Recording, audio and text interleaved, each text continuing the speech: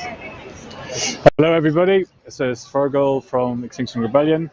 We're live outside Parliament where the bill, the Police Crime and Sentencing Courts Bill, it's going to actually take this off, you can probably hear me a little better.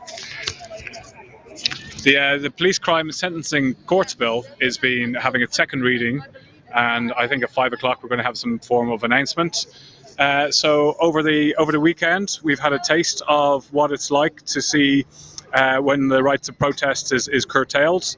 The feeling here in Parliament Square at the moment is quite quiet. The police are keeping their distance. Some of them are actually giving out masks. Nobody's been issued with any COVID fines. But the most important is actually what's going on in the building behind me here in Parliament. And they're trying to push through this bill, 311 pages, stopping the rights to protest, curtailing it to such an extent that it becomes absolutely meaningless, telling people where they have to be, what time they start, what time they stop, with noise ordinance, stopping the rights of one single person to protest, changing jail sentences from 3 months up to 10 years, and bringing in a whole raft of different laws, all very complex. But the scary thing is, it's going in behind us right now. Priti Patel is pushing this bill through. So there's quite a few people have gathered here in the square. We've got people from Extinction Rebellion, HS2, Black Lives Matters, and we've got quite a lot of different groups who've all come together in solidarity to fight for the right to protest, which is our last stand is the right to actually take to the streets to bring about meaningful change. How you doing? Oh, we got a circle of people. How you doing? I'm just here with Claire at the moment. Hi. How you doing? Yeah, I'm Sorry. alright. I'm just going to hold this towards you, and you can speak up normally. Cool. So Claire, what's going on here? We've come down to Parliament Square to support the multiple groups that are against this horrific bill. Yeah. Yeah. So if this bill goes through, it's going to curtail our right to protest, and not just environmental protesting, but like the rights of nurses to protest, the rights of Black Lives Matter, pretty much anybody. Yeah, and I think there's several things that are important about it. One is that it's really fucking vague, and we know that when people write like shoddy, vague legislation that infringes human rights, that it can be used in really, really disgusting ways. Another one is that it's aimed at like curbing peaceful protest. It's specifically designed because they believe that they need to stop peaceful protest, which is precisely like the way that you're supposed to democratically protest and show and speak out your truth. And then the thing that I think is probably the most important about it is, aside from all the vagueness about you can't make any noise and you have to have permission and all this crazy stuff, is that we are handing like young people a really fucking shit situation. So the least that anyone can do right now is make sure that we retain the right to freedom of assembly and peaceful ways of protesting against injustice, because we need that, and we're going to need it more and more and more. So it's a very serious undertaking, and it's definitely feels like it's very well placed ahead of COP. Government knows that people are going to protest later this year more about the environment. There's stirrings in Black Lives Matter, there's stirrings in the women's movement, everyone's kind of, you can feel the energy coming up of like people coming together in the name of justice. And so there's nothing they're more frightened of than the people in vast numbers coming together. And it feels like a real moment for me where lots and lots of people from all different causes are finding that they can like stand side by side, and that's going to continue throughout this year. So yeah, fingers crossed. This is we're gonna do it, and it will be okay. But yeah, it's a big deal. And this letter that was signed, it was like 150 organisations. There was quite a phenomenal amount of different organisations all coming together for this right to protest. Yeah, and it's not the only one. You know, there's several different organisations who've put together letters. There's Friends of the Earth letter, there's Netpol letter, there's lots of different people are coming out in disgust, basically, at like writing a bill that's perfectly just designed to curtail people's freedom. You know, it's really, And the whole issue is like what with the environmental movement is we know what we're doing is right because science is on our side, and even their own government departments are on our side, calling out the government for their neglect. Yeah. And yet the government's response is to bring in this bill, which will stop us then calling out the fact that the government is actually failing us. Yeah. And I think we've got allies inside there, the same as we've got allies, who work in. We've got allies everywhere who understand the necessity of the work that we do, and good people en masse being peaceful. That's important that we keep going. Yeah. Absolutely. Okay, I'll let you go. I'm just going to take a big shot. Look how funky. That's quite amazing. Fashion. Keep up the good work. Thank you. It was Claire Farrell. So yeah, it's quite a lot of people here. Just kind of waiting to see the results. Talk to this young man here. What's your name? Hi, I'm Oliver. Should I take this? Yeah. You can take it off. I'm going to hold this towards you. Okay. Yeah. Hi, I'm Oliver. Hi. So what's going on? Why are you here, Oliver? Yeah, I don't know. So there's this bill about the police powers, and I don't really agree with what's in it. So I've come here to have a protest about it. Yeah. So if this goes through, pretty soon you won't be able to protest. I know, but it's funny because we're not allowed to protest now anyway. So, but I guess like now it's temporary, but then it'll be permanent. Yeah. So, and I'm not happy with either one, but like I can understand some restrictions on protest currently. Well, very heavy restrictions on protest currently, but that would just be the ongoing state of our society. I think my understanding is that is not really compatible with a democracy. Yeah, absolutely. It's taking away our freedoms. Yeah, and I don't know, I'm not really good with definitions, but I don't know what the definition of a police state is, but when the police can decide based on something being annoying that they decide it to be unlawful, and then you have increased penalties for it, you've got a situation where like the police decide what's lawful, which I don't think I'm not anyway. Yeah. I'm fucking uncomfortable with that. And it's just going to make, so there's the side of the bill which is related to protest and people's rights to protest, but I think there's a lot of other like problematic aspects to the bill. I think what it's going to do to the traveller community is extremely ugly, and then there's all stuff about I don't really know how this is going to work out, but criminalising trespass as well. Yeah. This bill is just a disaster for like kind of people who don't get their voices heard in society as much. It's just a further, restriction of their rights, and it's just going to make their life shitter. So yeah, I'm pretty upset by it and what I've heard about this bill and what the likely outcomes will be for it. But I'm happy to be here today and see that there's a lot of other people that don't agree with it. Amazing. Okay, well, keep up the good work. Let's hope people inside this building behind us will see sense. But the fact that they got a majority is pretty scary. Yeah. Okay, take care. Keep up the good work. There you go. So, just chatting away to some young ladies. How you doing? Hello. Do you want to say a quick word to camera? What's your name? Indigo. Indigo. What brings you here today, Indigo? Well, we're here to defend the right to protest. Yeah. There's a new bill that they're looking to pass in Parliament, and it will just, erode our right to protest. So how can you stand up for the rights of the environment or racist issues or the rights of women if we're going to have eroded rights to protest? So we're here today to make a stand, and hopefully the bill won't get passed, but no, there's quite a lot of people here. There's the crowd is gathering. You can see there's quite a lot more people than earlier on. I think the reading's at 5 o'clock. So I think there's something happening at 5. Yeah, I think the reading was at 2, but The reading was at 2. I think so, yeah, but there's going to be more people gathering. Like, we're in a bit of a moment, you know, after the last few days where more and more people are like, well, I'm out here and protest against this system, which, you know, thinks, yeah. Oh, Chris. Okay, Indigo, keep up the good work. Thank you very much.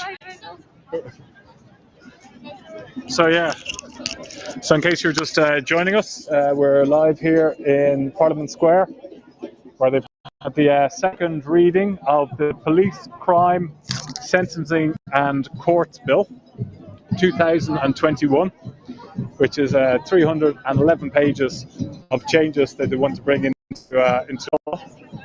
We've got the crowds are starting to gather here. People saying to gather at 5 o'clock. The crowds are coming. A lot of different groups all represented here, all wanting the rights to protest.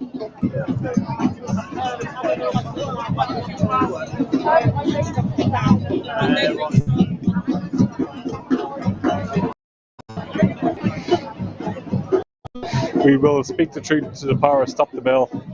We won't stop shouting for the women who've been silent. Do you want to say, I'm just doing a live stream at the moment. Do you want to say a couple of words? No, that's okay. How are you doing, young man? Live stream, do you want to say a couple of words? Sure thing. Yeah, what's your name? My name's Max. Max, why are you holding are you saying freedom to protest? Yeah, so And once protest is illegal, what will they do next? I'm here today because Priti Patel is trying to pass through a bill which will essentially diminish our human right to protest. Right. And because of that... I tell you what, I'm going to stand just back a bit, and I'm going to hold this towards you. You can remove your mask if you want. Okay. Shall I go again? Yeah, go on. So I'm here because Priti Patel is trying to diminish our human right to be able to protest. Her draconian laws will mean that we won't have a say in what is legal and what is not legal. She will be able to singly decide whether protests are illegal, and that will remove our ability to stand here and give our voices to hear what we want to say. Sorry, just I thought my phone was on silent. So just one moment, sorry. Sorry, just Director Vlad, if you're with me, if you could just switch over. I thought my phone was on silent. Just gonna.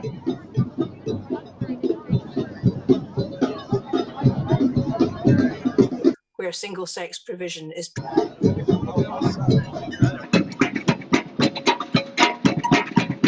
Hello, I'm here at the protest. I am here for Black Music Movement, and you can hear in the background the drummers are in full force, and they are fabulous. They're keeping this protest going, they're keeping it alive, they keep the pulse of this protest. Look at it, fantastic. Build it up.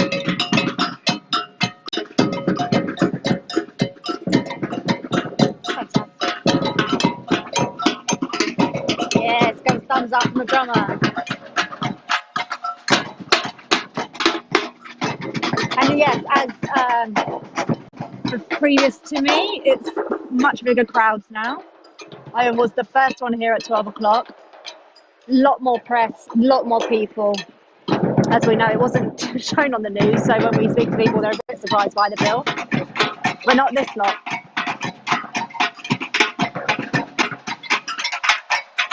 And we've got one helicopter there, and we did have two. There's the other helicopter up there. Probably about £5,000 an hour of the taxpayers' money, no big deal.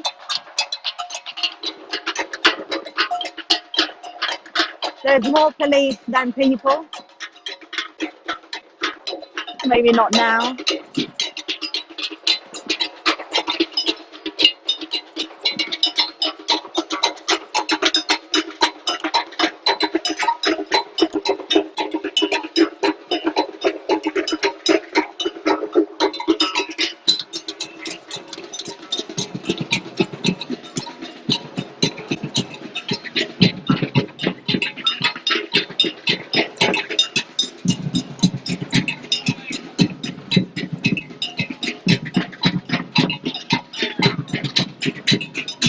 having the second reading of the controversial police crime sentencing courts bill 2021.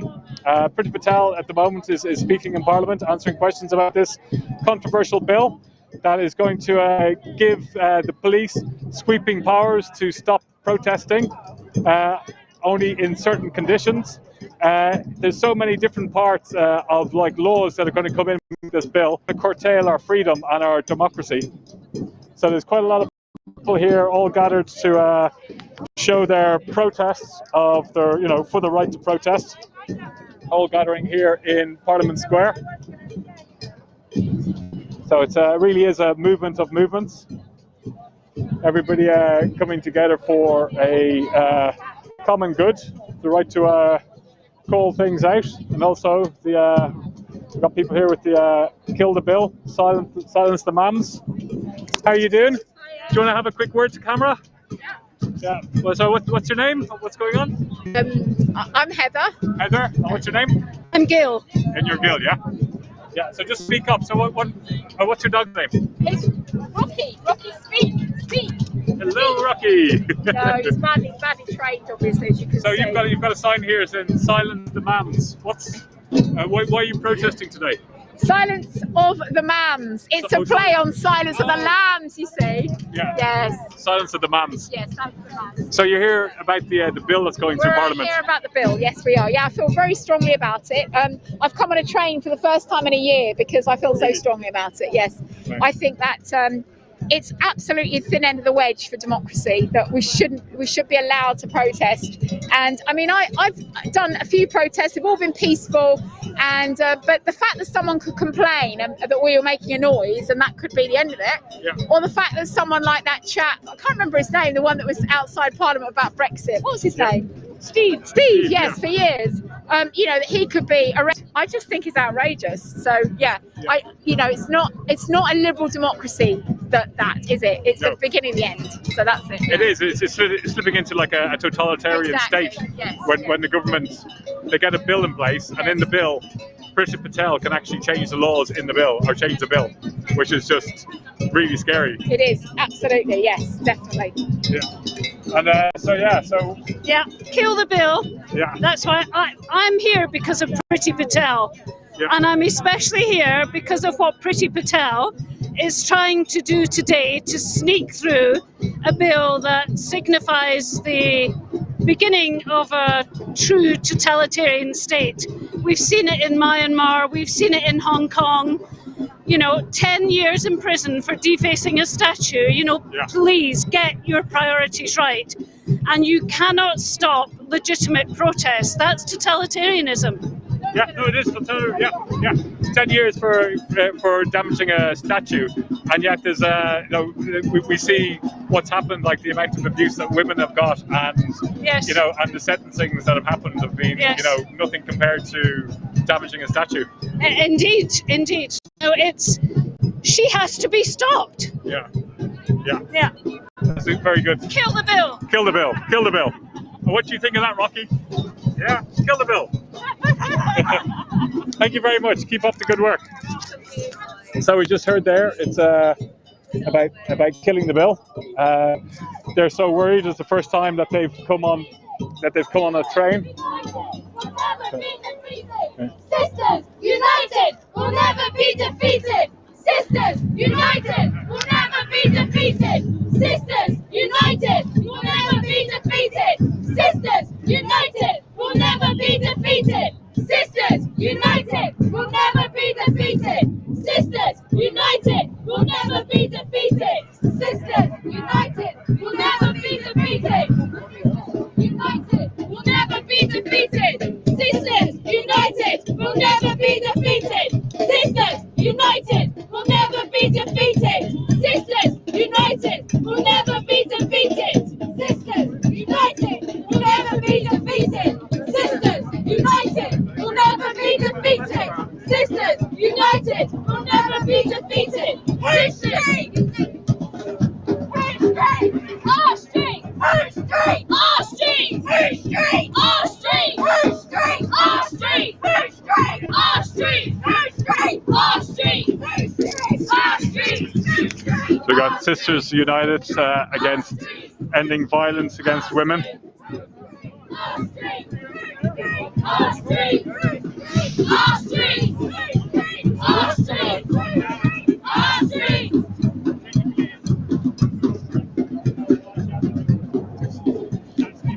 So we got more people now are gathering here outside Parliament.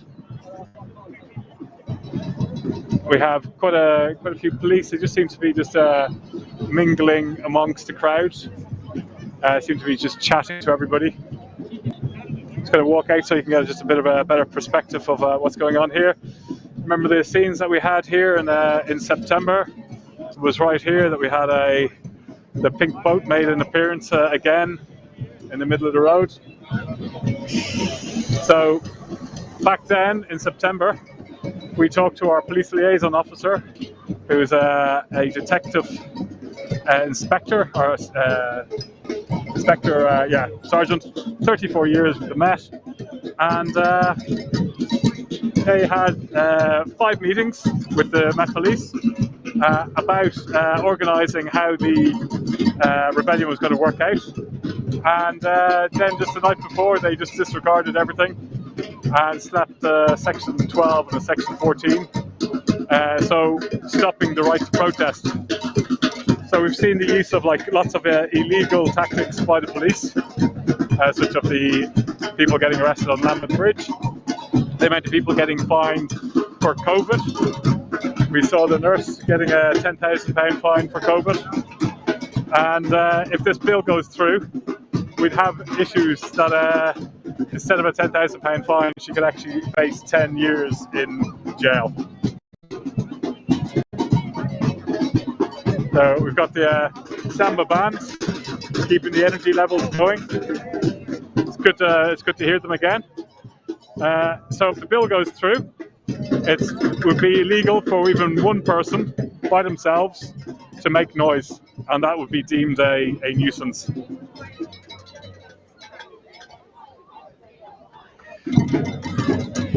Got people from Reclaim the Streets here.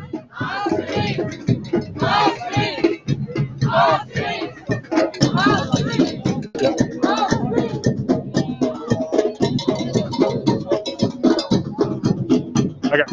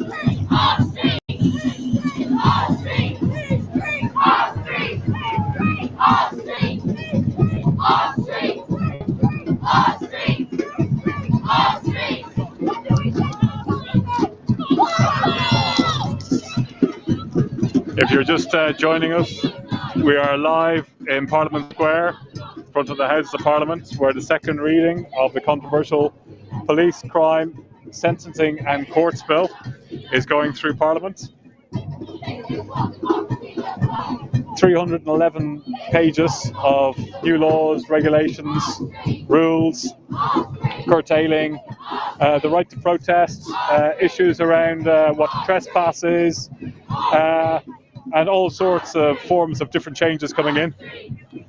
And yeah, there's groups from all different sections of the UK are coming together to protest against this.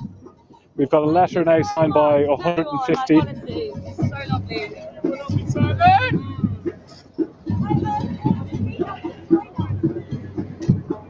We've got Sisters Unite here,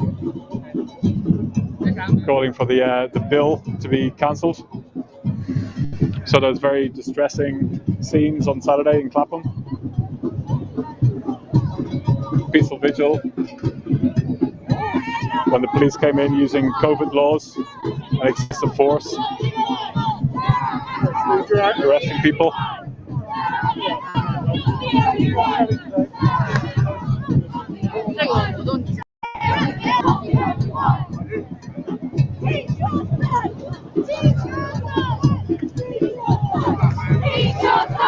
Teach your son. Yeah. Teach your son. Yeah. Teach Yeah. your son. Teach your son. Teach your son. They're chanting about teach your sons. Teach your son. Teach your son. Girls just want to have fundamental rights. Kill the bill. Teach your son. End violence to women. Teach your son. Teach your son. So the crowds have gathered here quite a lot in the last half hour. More and more people coming in. Just going to have a word with Can we just have a quick word? Yeah. Yeah. Oh shit. The piss out in the front. Oh god. Protest is a human right. We will shout. We will fight. Protest is a human right. We will shout. We will fight. Somebody got rid of him. Yeah. Yeah. We will fight. Protest is a human right. We will shout. We will fight. Protest is a human right. We will shout. We will fight. Protest is a human right. We will shout. We will fight. Protest is a human right. We will fight. Protest is a human right. They're calling out the right to protest.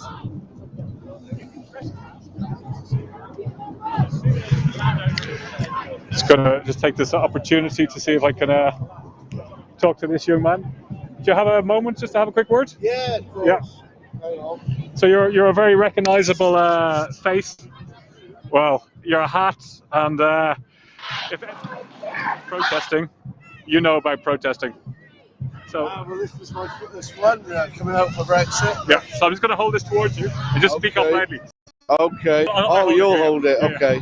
So what's your name? Steve Bray. Steve. Okay. So Steve, very recognisable face with the fight against Brexit. You were here, like, pretty much the whole time. Yeah. Protesting. Yeah. Yeah. Right. So now, if this bill comes through, what does that mean to you? Okay. Well, this bill is absolutely farcical. I mean, in a democracy, this is not what happens. So, I'm here today specifically protesting against this bill. It affects all of us, and in a democracy, to take away people's rights to protest is nothing short of fascism. And I refuse to accept it. Even if this bill goes through, I will carry on protesting. Yeah, that's unbelievable. I was going to take a. So you've got this here for me.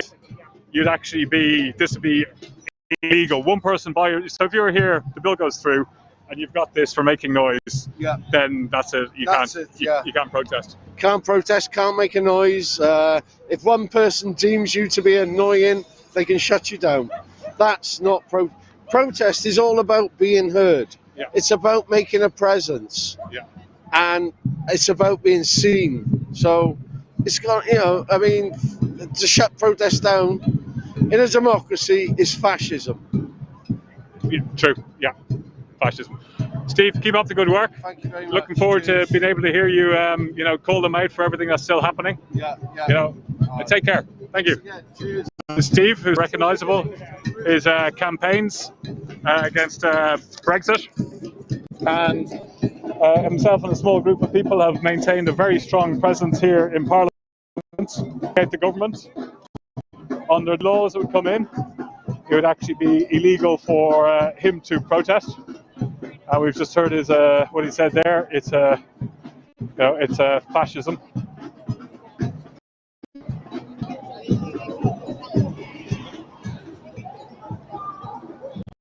Looks like we've got some. Yeah, so I'm just going to walking down towards the statue now, where people have moved. Just going to just quickly run around the front. So just bear with me for a moment.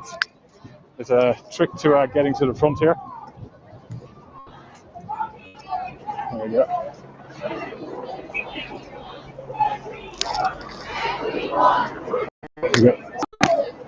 Squeeze through.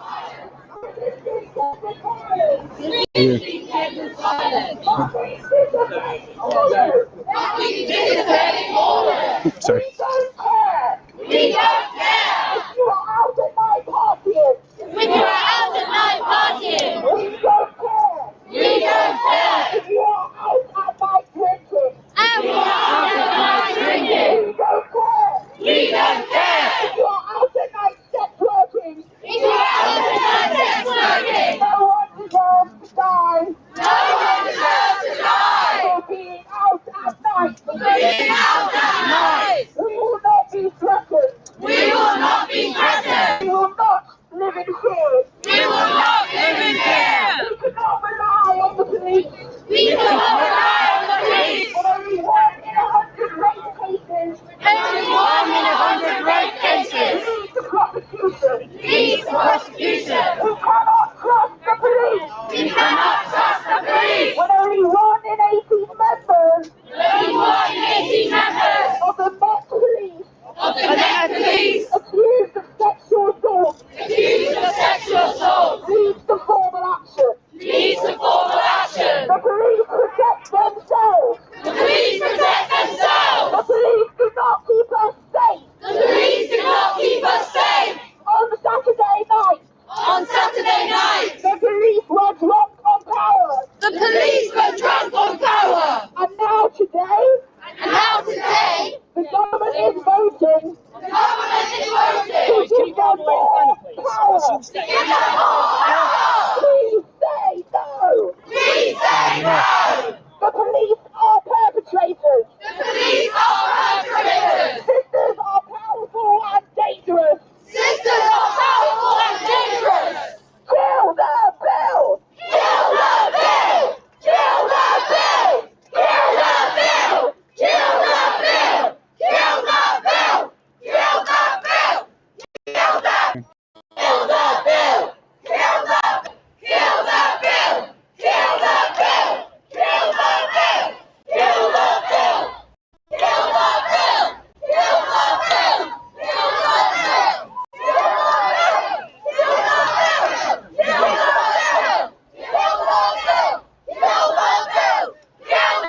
bill! Kill the bill! Kill the bill! Kill the I'm here tonight.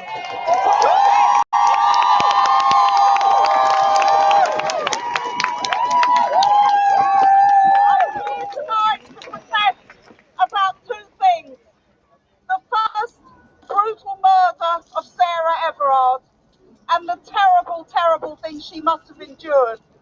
And also for all the other women who died at the hands of violence by men. I think that the behaviour of the Metropolitan Police on Saturday in Clapham Common was an absolute disgrace. When one of their own has been accused of this murder, to then think that they can get hold of women, they can abuse them, they can arrest them, when they are there at a vigil to show homage to somebody who's been murdered in such a terrible way. And I'd like to say to the Metropolitan Police now, we are not going to pull up with behaviour, we are not going to let you.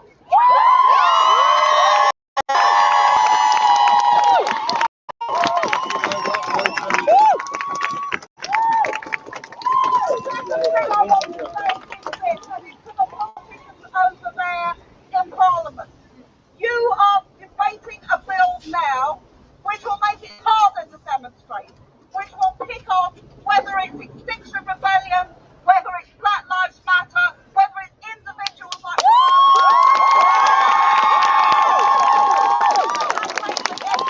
here on his own year after year.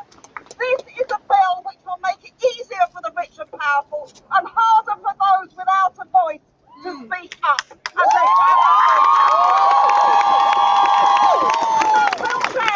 that bill says we don't want to have demonstrations which disrupt things.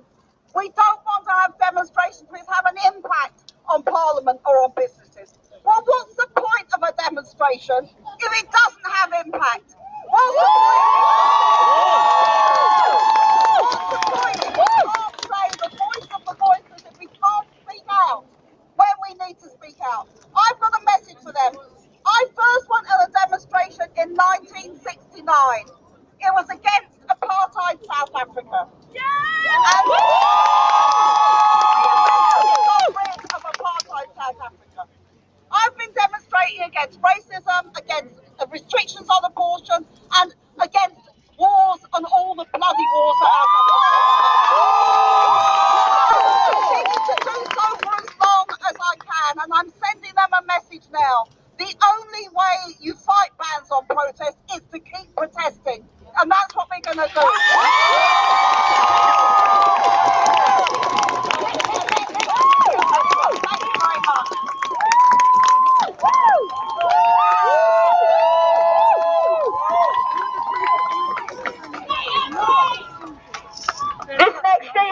from UFFC. The United Families and Friends campaign condemns the brutality of the Metropolitan Police on the vigil for Sarah Everard recently. Our thoughts as grieving victims of police brutality that led to the death of our loved ones are with Sarah's family. We know only too well the feelings of shock, pain and anger that Sarah's family feel right now. We also condemn the position of Cressida Dick and the Home Secretary. They are they are shameful in their blatant disrespect for human life, women's rights and the right to protest. As we remember Sarah's name and we call for justice, let us also remember the other women who have died as a result of racist including Sasha Sims, Terry Gross, Cynthia Joy Gardner and Sarah Thomas. In those cases, the officers were never convicted. In the case of Joy Gardner, one of the officers was promoted and tasked to train other officers in restraint. Shame! Shame! Shame! Shame! Joy died after being brutally attacked in her own home, put in a body belt and had her face wrapped with 13 feet of surgical tape, which prevented her screaming for help. She suffered a torturous death at the hands of the police. Shame! Shame! This took place in her own house at dawn and was witnessed by her 5-year-old son.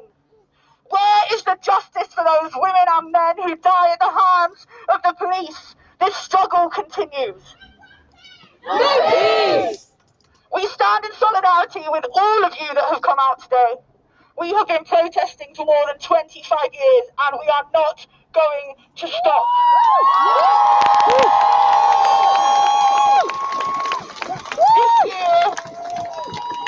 This year, UFFC, together with Migrant Media, Forever and Black Lives Matter will launch the People's Tribunal on police killings. Join us in building a movement that will call to account the police and politicians responsible for these crimes. No justice! No peace!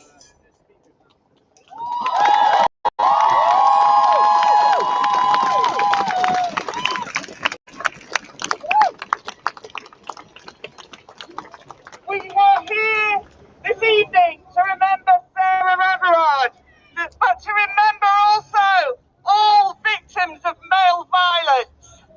There's a banner that says, we need to be seen, we need to be heard, but we don't need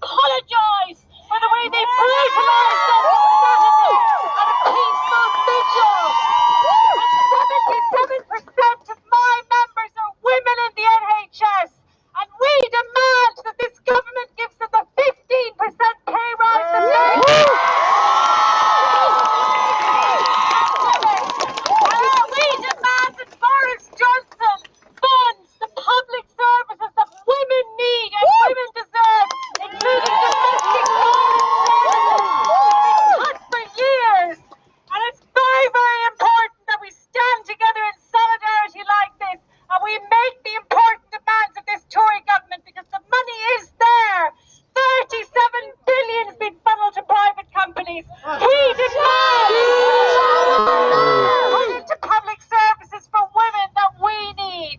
Solidarity.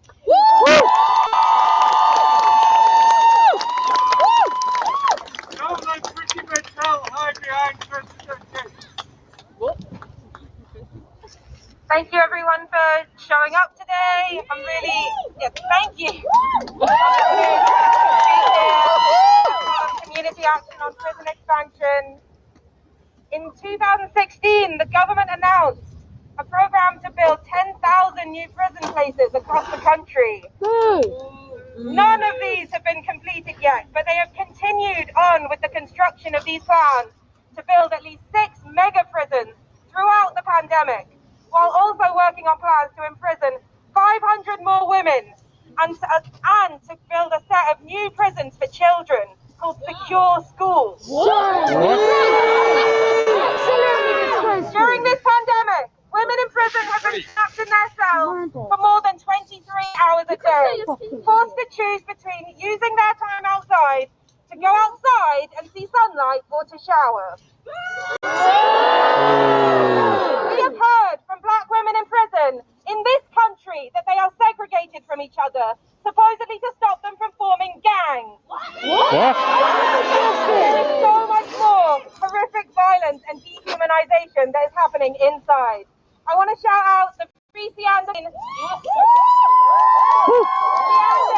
is a 20-year-old black woman in prison for defending herself against a racist attack. We must all support her and her family to find justice. Free Sianda! No one deserves any of this. We owe it to all of our sisters and siblings to fight, to build the support that we all need. And that support does not also cause extreme pain to our people. Why does this country imprison more people than any other country in Europe? The government response to every crisis is more prison and more police on the street. Even the response to the murder of Sarah Everard was more police on the street. We have had decades of more prisons, more police, more offences enshrined within this law. And still, women fear for their lives daily on the street, in their homes and at work. 2 women a week are murdered, and that number has not lessened. In fact, the pandemic has made things even worse. It is time to take action. It is time to resist. We have to put an end to this bill and be vigilant of all plans to expand police powers in our lives.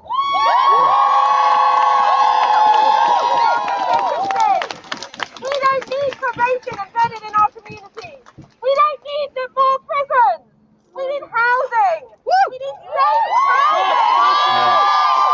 To make it possible to leave violent relationships, we need community-led services that help us and our families through our trauma. We need more prisons will not do this. This bill will give us nothing and will only force us into silence. We have the power to make this happen if we keep fighting. So first, kill the bill! Kill that bill! Kill that bill! Kill that bill! Kill that bill! Kill that bill! Kill that bill! Kill that bill! Kill that bill! Kill that bill! Kill that bill! Kill that bill! Kill that bill! Kill that bill! Kill that bill! Kill that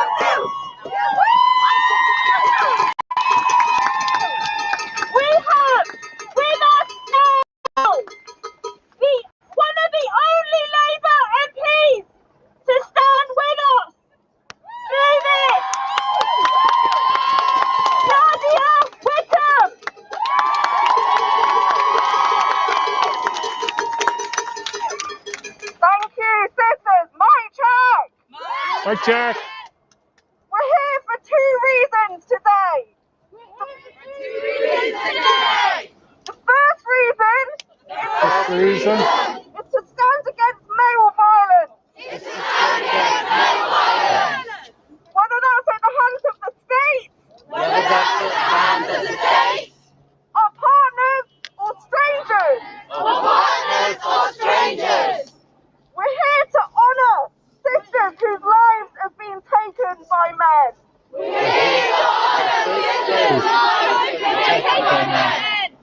Sarah Everard. Sarah Everard. Brianna Taylor. Brianna Taylor. Shukri Abdi. Shukri Abdi. Biba Henry. Biba Henry. Nicole Smallman. Nicole Smallman. That's all sisters. Cisgender sisters. Trans sisters. Sex workers.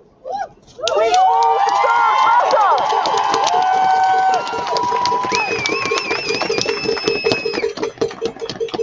Women should never have been told to stay at home on Saturday night, and they never should have been brutalised by police for gathering to mourn.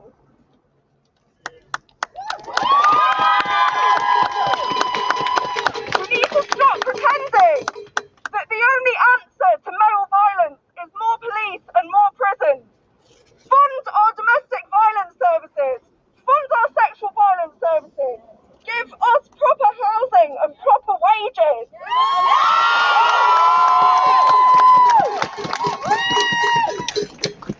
The other reason that we're here today is against the policing bill. This bill is the next step on the government's road to authoritarianism. It's the biggest assault on our right to protest. It expands police powers, including stop and search. And it also moves to criminalise gypsy, Roma and traveller communities. I'm voting against it. Labour's voting against it.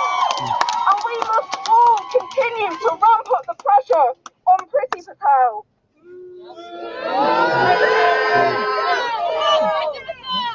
This bill protects statues of dead men more than it does living women.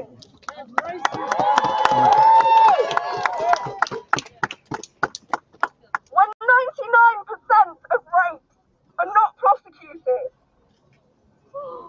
how can it be that you can get 10 years for damaging a memorial and as little as 4 years for raping someone?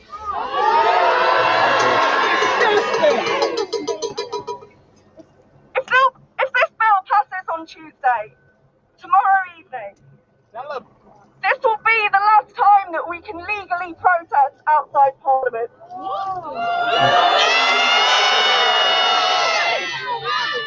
We've got to keep resisting this today, tomorrow, and in the days, weeks, months and years after that. Solidarity!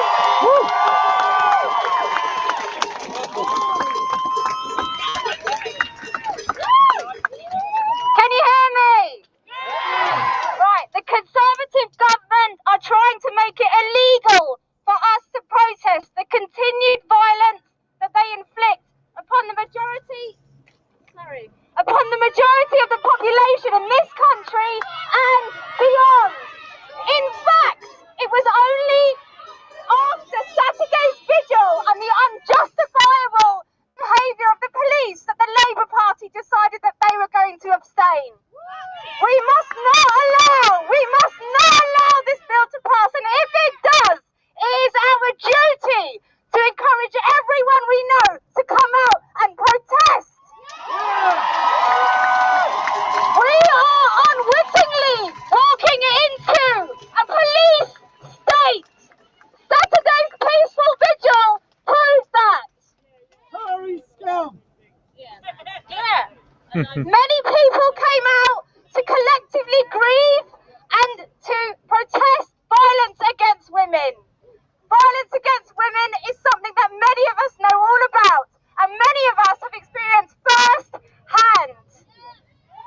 The police made a decision. The police made a decision to unjustifiably make an example of us. They followed instructions to aggravate and bully us.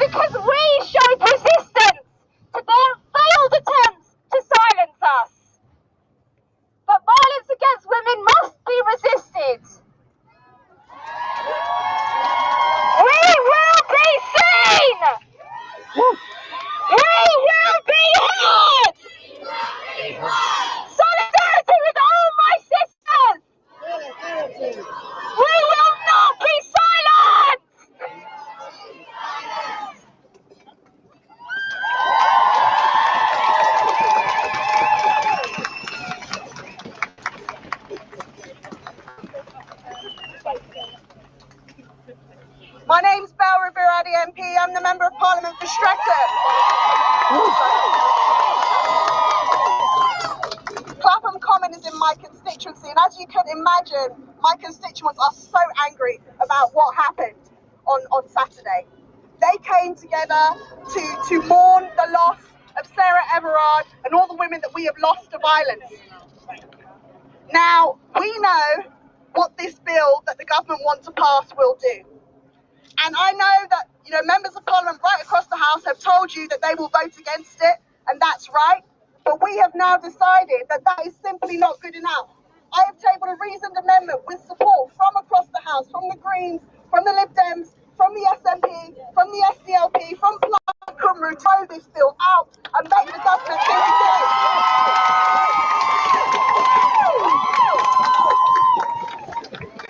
This draconian bill absolutely fundamentally impacts on our civil liberties, and it's not the government's right to tell us what we think. It's the government's right to govern this country. It's also not for the government to politicise the police. Thank you. Do you have a court lead? Hold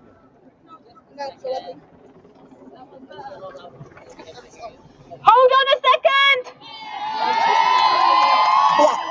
Thank you. Can you all hear me? Right, so we have tabled this reasoned amendment to throw the bill out altogether. This means that the government has to bring another bill back to the table. Yeah, we are calling on all of you. We are calling on all of you to get your MPs to sign up to this amendment by 10 p.m. tonight. Throw the bill out, protect our civil liberties, protect the right to protest. Thank you.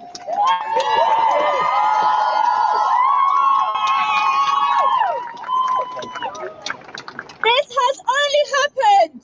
2 MPs with us tonight because of protest. Yeah.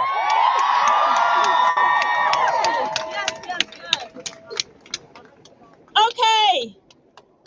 We're now going to ask everybody to take a minute of silence to remember Sarah Everard and all the victims of gender and state violence.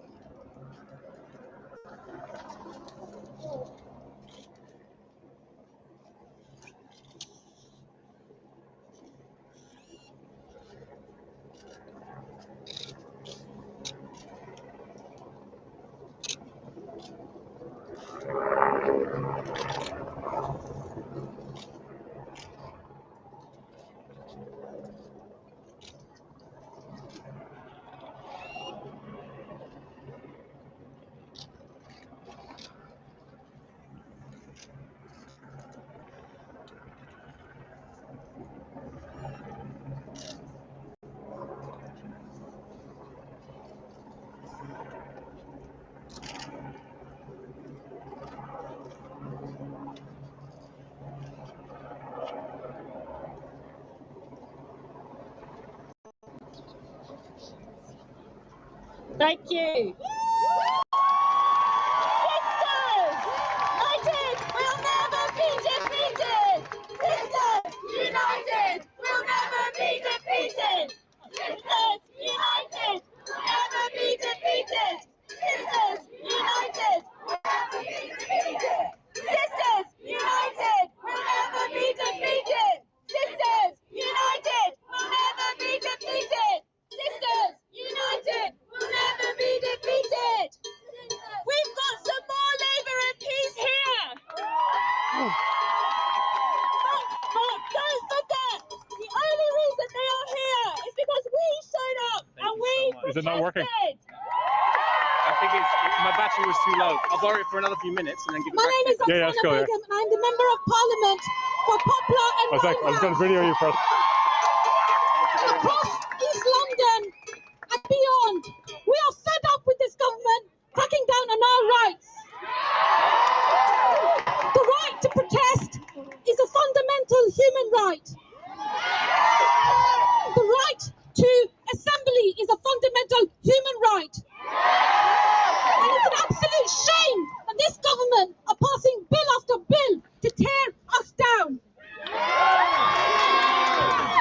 I have 2 messages to anybody that is watching anywhere.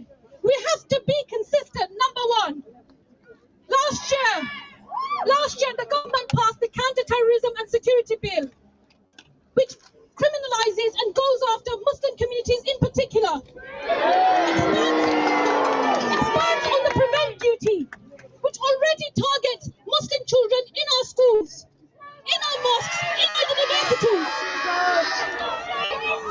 Last year, they also passed the Chase Bill, commonly known as the Spy Cops Bill. They were already sanctioning male violence through those bills last year. But my second message is this.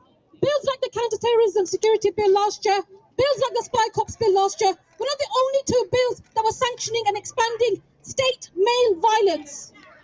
They were also targeting other marginalised communities. Our movement, our activism must be intersectional.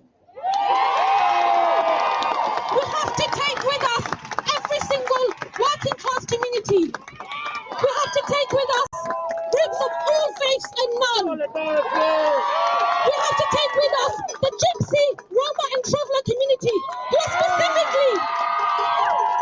are specifically being targeted through this bill. We have to take with us communities of ethnic minority backgrounds. Don't let the government divide us. These narratives that have been forming in the last 48 hours and more about protesters who are goodly behaved and badly behaved. We know who they're targeting when they use those disgraceful, divisive narratives. We won't stand for it. Make sure that our movement, our activism is intersectional. It takes every single group with us. I'm with you on that journey as a member of parliament, and many others will be too. Thank you.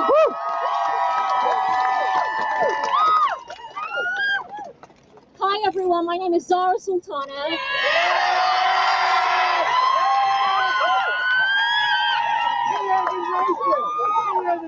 I'm the Member of Parliament for Coventry South, and my constituency and my residents are with you here tonight.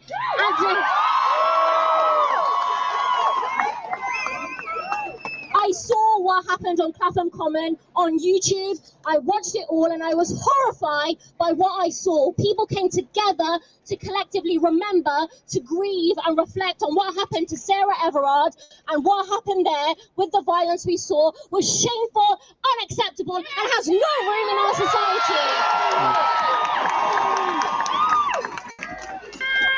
At the heart of this is Sarah, and Sarah just wanted to walk home, and she wasn't able to do that by a patriarchy, by male violence, and we have to change that. It is not okay that so many of us have lived experience of being scared to walk home at night.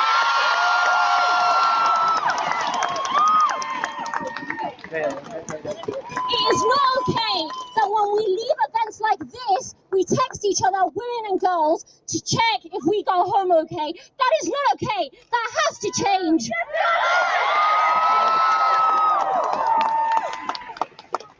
And what I've seen from the Metropolitan Police are catastrophic failures at every single level. Women should have been allowed to collectively grieve. Police should not have been violent. And now Cressida Dick is doubling down. Well, to Cressida Dick, I say, you need to resign.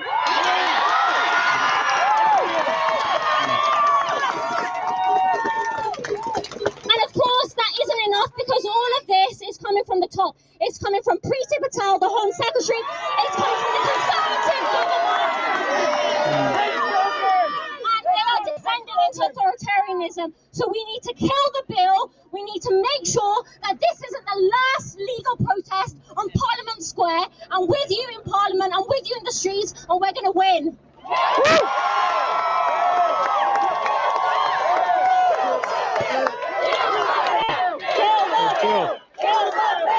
Kill the bill! Kill the bill!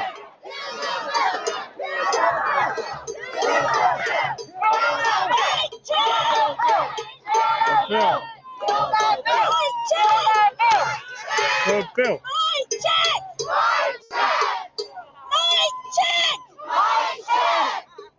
This is not It's not a publicity stunt this stunt for Labour. for Labour. We did this. We did this. This. Sisters on cuff. Black Lives Matter. Lives matter. UFFC.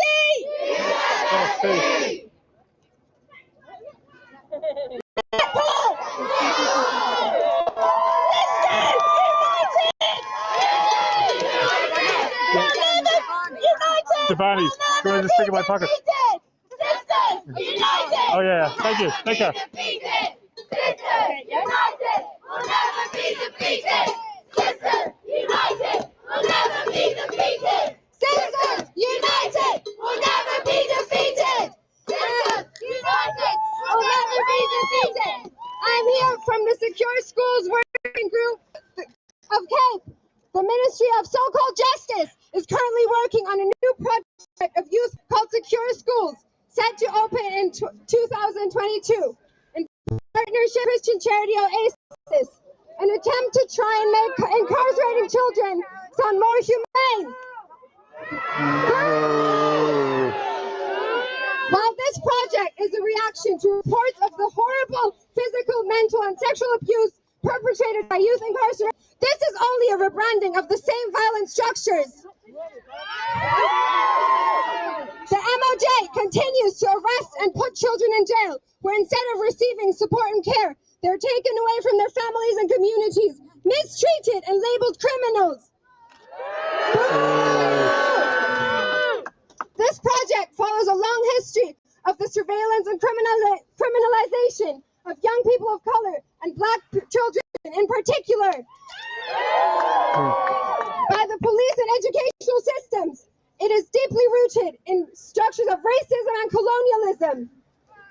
Since the announcement of the Secure School project in 2018, the opening has faced several delays due to regulatory and legal challenges. Today's crime bill aims to speed up this process by making it legal to set up and run kids' prison as a charitable activity.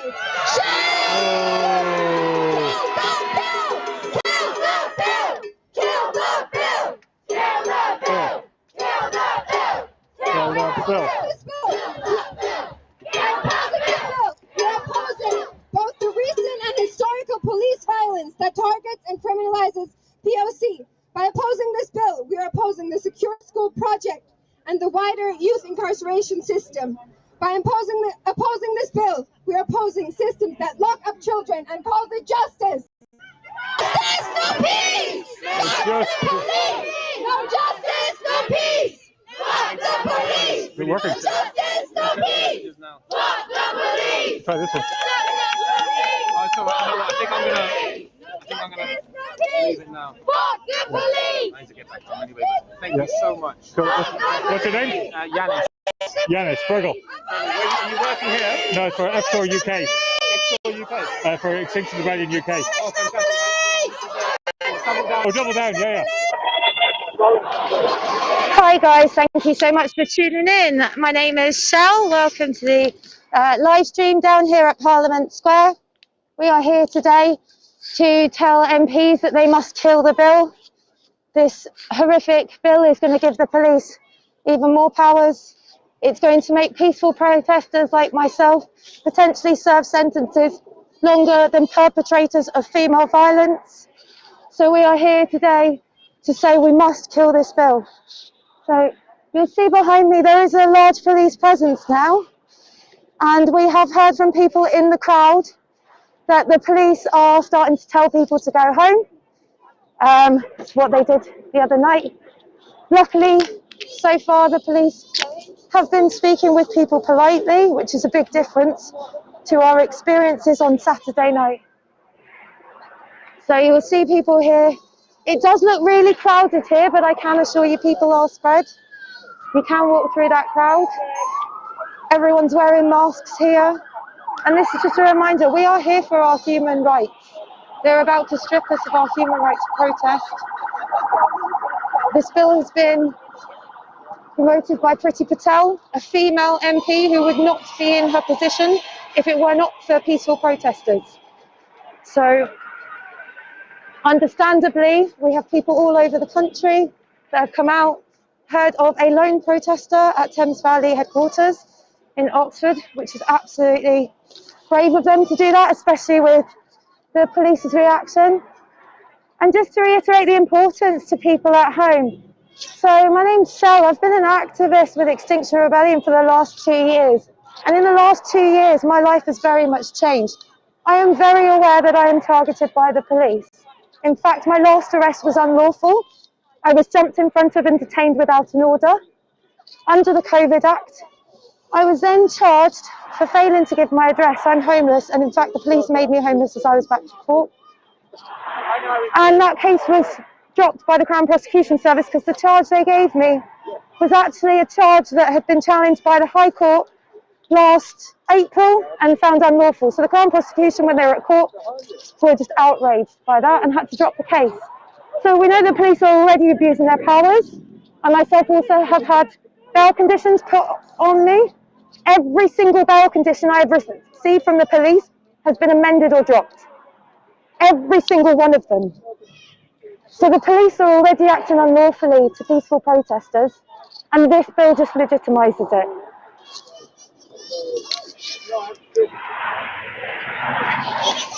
You'll see in there, police have been approaching the back of the crowd, but everything seems quite calm right now. So I believe Parliament are currently debating this bill. We've heard that Labour will not be supporting this bill. We are very grateful to the MPs that spoke out in advance of any political party making a stance about our right to protest and about our freedoms and the police state. This is very concerning. The police officers do not receive, it's not like a job where you receive months and months and months of intense training. They do not know the laws themselves. And we're trying to give, Priti Patel is trying to give them even more power. You can hear in the distance everyone's chanting "Kill the bill."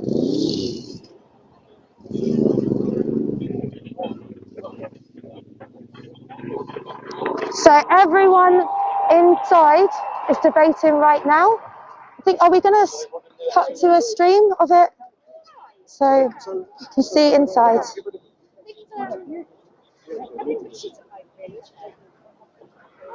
What's the difference? They're debating the bill right now.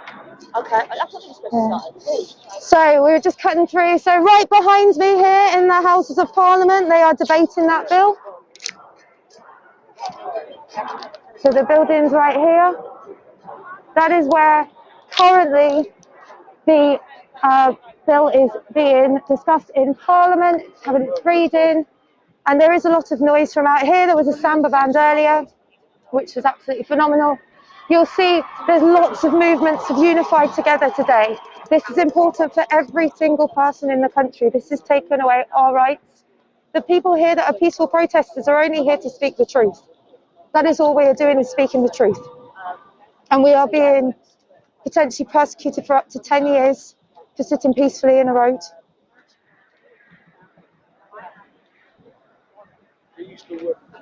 So thank you for tuning in. We are currently at Parliament Square, where behind me in the Houses of Parliament, the debate is going on, or the reading is going on for this bill. We have heard that Labour have come out and said that they will not be supporting the bill as a whole. David Lammy yesterday pointed out that peaceful protesters would potentially get longer sentences than perpetrators of female violence. You'll see there's a lot of movement now through the crowd. So I think we've finished some speeches. We are going to stay live for as long as we can. We not only are here to show you what is happening, but also for our own safety now, because we are not safe from the police. So the perpetrator of the murder of Sarah Everand was a police officer. We've had some statistics at the speeches as well about the number of police officers who have done sexual acts and not been charged, not been pursued. And we're supposed to be trusting these people to keep us safe. So we are here to say no to this. It's interesting because I have some nice conversations sometimes with some of the police officers when they're not being unlawful. And it's quite interesting because a lot of them seem to think that they're social workers. which of course they are, because there's been so much cut to all the funding in local areas, in mental health services and so on. But this is where we really do believe in defunding, or myself personally and many people here believe in defunding the police. The money should be going to mental health services, and so that people can be trained properly as mental health and social workers, not the police who are given a matter of weeks or a couple of months maximum training, and they don't have the correct training to be dealing with those situations. So they should be defunded, and we should have that money being invested into local communities. The amount of inequality we see in London is really scary. I spent 6 years teaching in inner city schools here, and I had a very sheltered upbringing myself. I am very privileged, and I woke up to things and saw things, and it shocked me to realise that I was the minority. And so since then, I've been standing up for my students, for their futures. I had one class once who I asked to put their heads down on the desk and put their hands up if they had been stopped and searched. This was a very high attaining 15 and 16-year-old class. In that class, 3/4 of the children put their hands up. They were 15 or 16 years old. Many of them kept their hands up to have been stopped and searched several times. And I know for a fact those students, if their skin colour was white, they wouldn't have even been approached by the police.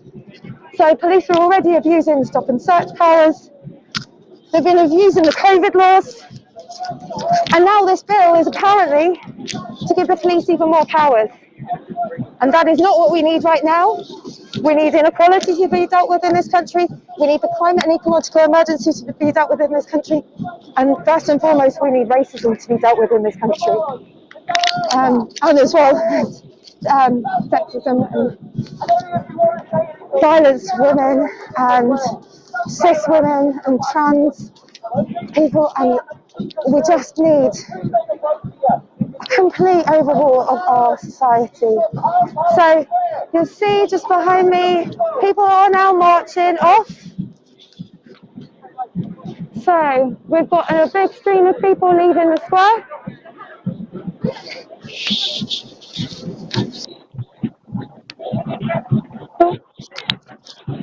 So I'm going to hand over to Fergal, because Fergal should be somewhere in there, and we'll give you an update of what's happening, and hopefully I'll join in there shortly.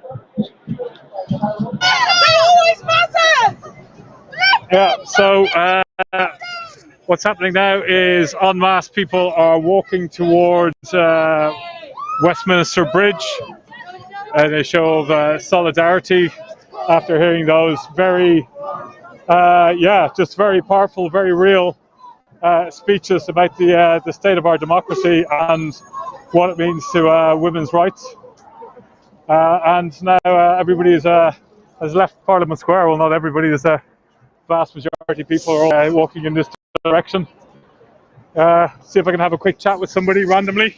How you doing? Hello, what's your name? Good. My name's Hannah. Just hold on one sec, Hannah. That's all right. Yeah. So Hannah, what did you make of the speeches? Just talk normally. I'll hold it. I think the speech has been really good. It really highlighted that this bill can't go through. It's completely undemocratic. And we can't let this bill go through. It's a right to be able to protest. And what does the bill mean? The bill means essentially that Priti Patel will be able to choose if a protest is legal or not. Amazing, amazing. Keep up the good work. Thank you for that. So yeah, there's no peace. Smoke the police. And that is like the obvious. No problem.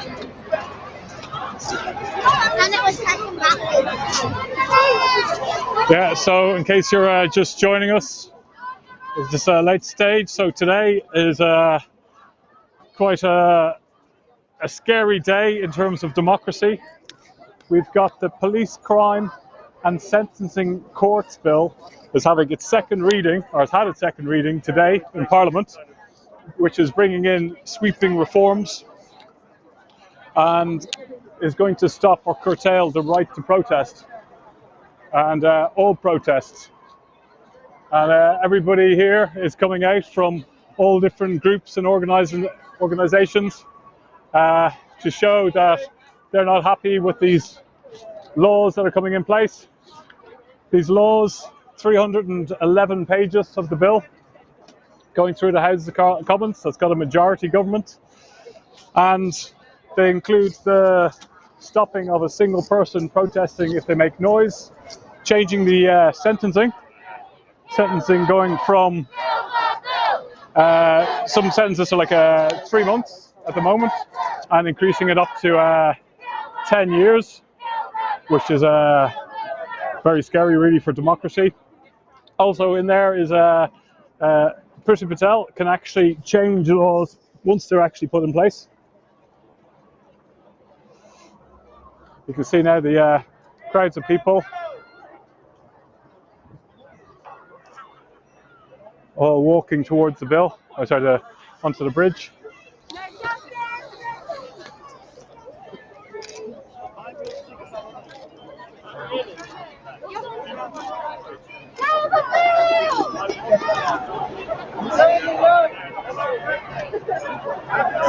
So many people now on the bridge.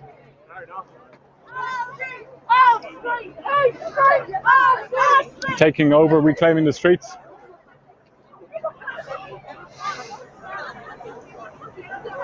So people protesting for the right to protest in a democracy.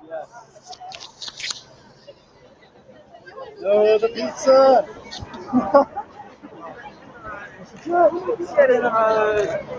That guy's absolutely fucked. This is part of the protest.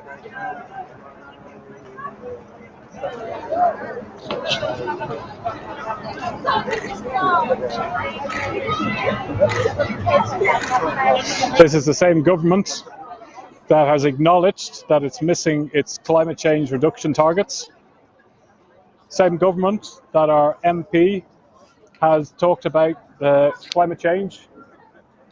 It needs to be addressed, and UK is a world leader, which they're not. The Committee on Climate Change, governmental departments, who have got they don't actually have any powers, is the problem, who is coming up with the different solutions for decarbonisation and keeping an eye on the government, have pointed out that they are missing their own targets, their own legally binding targets, and business as normal is going towards 3.4, 3.5 degrees of warming, which is well above the 1.5 degrees of warming set by the Intergovernmental Panel on Climate Change. And so the government's own admission are actually breaking they're actually breaking the law by not putting in place the necessary steps. So the likes of people who are environmental protesters, there's a lot of protesters from different groups here, and who are calling on the government to take urgent action, yet their response is to bring in laws, and a lot of it was actually naming Extinction Rebellion, of the disruption caused to people going about their ordinary lives. Yet the disruption that was caused last time was directly targeted at the companies and at the governments who are actually causing the problem of not telling the truth. So one action against a newspaper. Just going to push my way to the front here.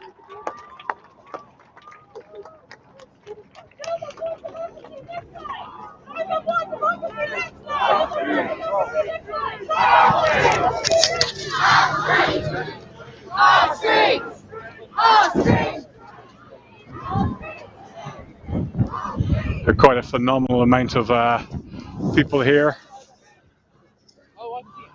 occupying the bridge.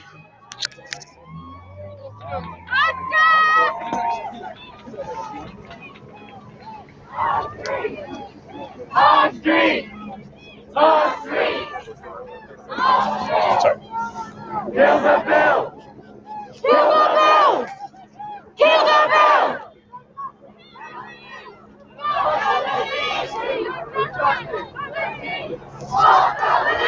No justice, no peace! Fuck the police! No justice, no peace! Fuck the police! Fuck the police! No justice, no peace! Fuck the police! Sorry. No justice, no peace! Yeah. Fuck the police! No, I know. So we're having different chants of Kill the Bill, which is the bill we're talking about, the Police Crime Sentencing Court Bill 2021. And people are very annoyed with the how the police have been handling protesters at the weekend. People are chanting out streets, our streets.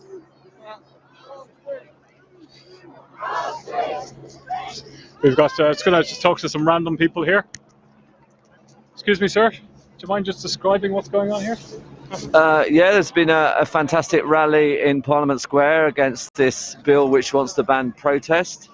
And now the people, led by the most extraordinary young women, our young leaders, are on Westminster Bridge and claiming their right to protest. It's a very exciting and important day.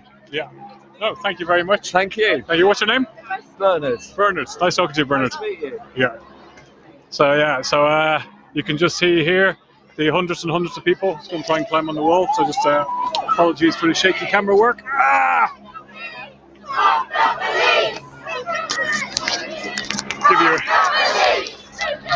Give you a scale of what's going on.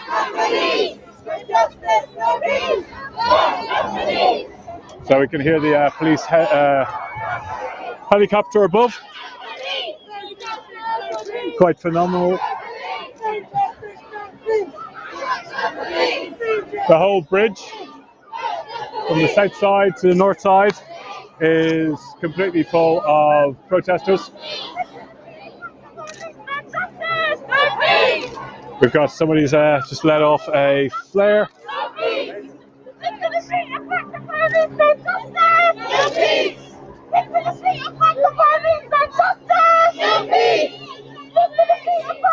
There's a lot of anger at the way the police have been abusing their powers.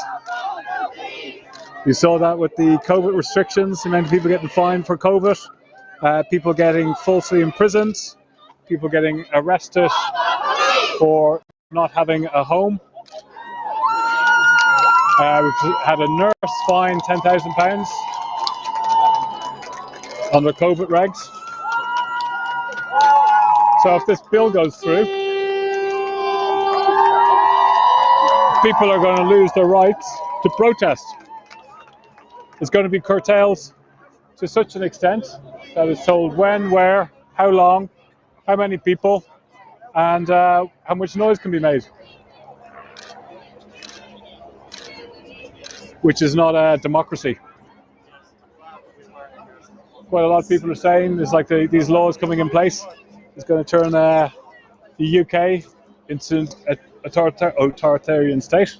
Hard word to say, but I'll probably get used to it because it's going to be now in the conversations of everybody. They're trying to slide in this bill with the country in lockdown, so many other issues going on, and all the noise that we hear. A lot of real issues don't get covered in the media, and yeah, they're pushing ahead to squeeze in this bill. I think it was 2019. Priti Patel thought, oh, absolutely fantastic that Extinction Rebellion have caused a bit of upset of politicians because now they'll support this draconian bill that they're bringing in, which now with a majority government we're stuck with for 5 years. It'd be very scary to see the reforms, or not the reforms, the actual laws that they're actually bringing in.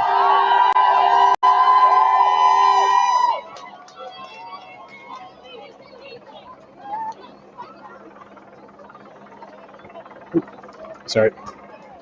So I'm just walking across Westminster Bridge, trying to get ahead of the crowd. But it's quite a big crowd.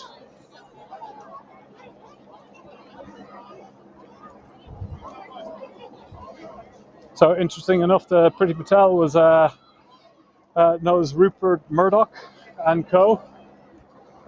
And it was Rupert Murdoch's printing press that was closed down for 12 hours, and is now one of the main reasons the government are claiming that they need to have this bill pushed through Parliament is to defend democracy and defend freedom of press. Freedom of press in this country, we've got 4 billionaires that control 77% of the media. So it's like having the Thought Patrol. They like to claim that oh, they're independent and editors are independent. But if you've got a billionaire boss, they have pretty much the final say on how things are going to. So everybody's turned around.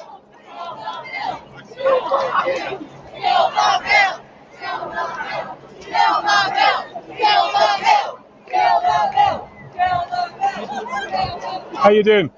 What's going on down that way? They're turning back this way. Yeah. Just going for a walk. There you go. There's Shell. It's always good to bump into some fellow live streamers. Now everyone's sitting down.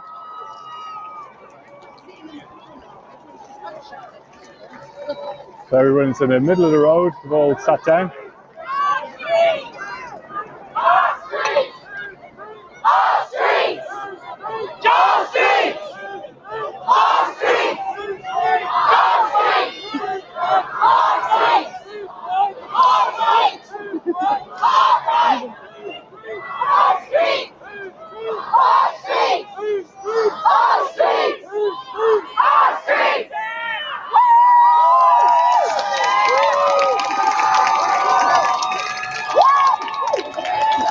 We've got hundreds and hundreds and hundreds of people here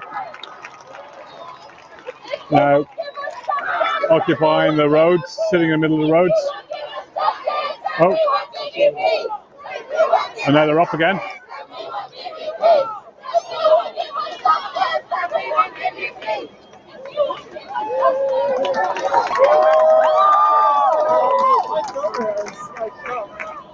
I'm just going to have a quick check-in with Director Vlad that you can still hear me.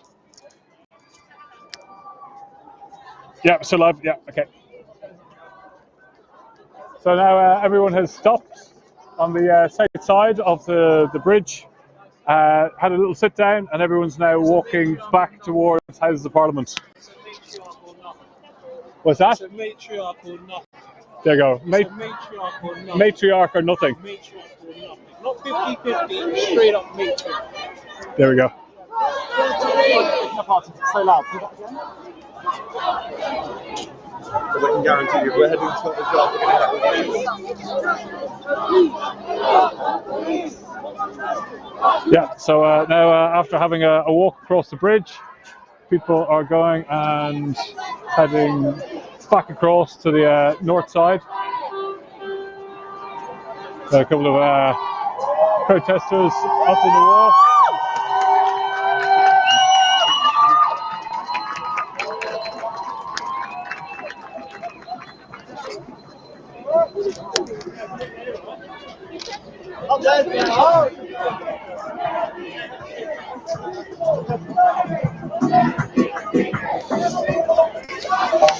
So yeah, so this really is the movement of movements.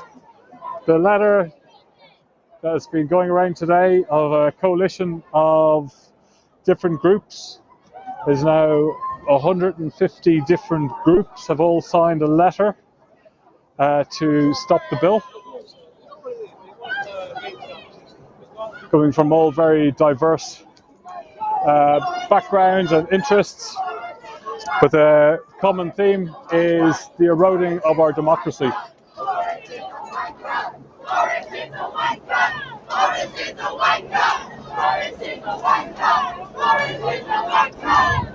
So as they're debating the crime bill, the people on the streets are showing what they think of the crime bill.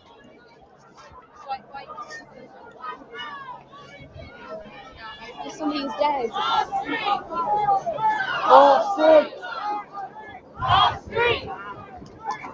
So we're walking now back towards the Houses of Parliament, back towards Trafalgar Square. Energy levels have picked up.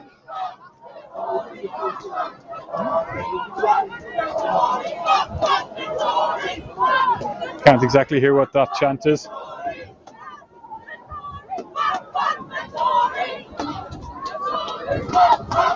So we have to ask ourselves, especially after what we saw at the weekend, do we want to be handing more powers of sentencing? From the speakers, they said they're building 10 new super prisons. We've got the highest incarnation, oh sorry, it's not incarnation, it's incarceration in Europe. So the most people in jails, and they want to build more, and they want to bring in stricter laws to stop protesting, stop the rights of women who are protesting against violence from police, environmentalists protesting against the lack of action by governments, or groups of Black Lives Matter calling out racism, and hundreds of other organisations who all use protesting as a voice, as their last stand in democracy.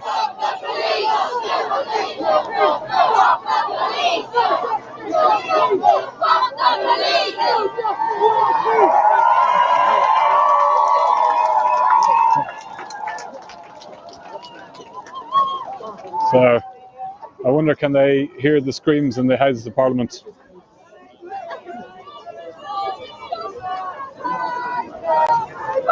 Yeah, absolutely.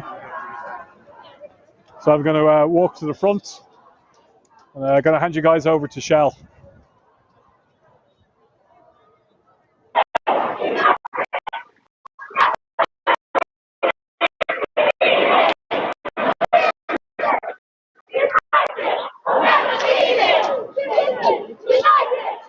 Hi guys, thanks for tuning in. You'll see the Parliament, and we decided to head straight to the doorstep of the problem, New Scotland Yard. Well, second doorstep. And our kind of for a beautiful act of non-violent direct action. That is what people can do.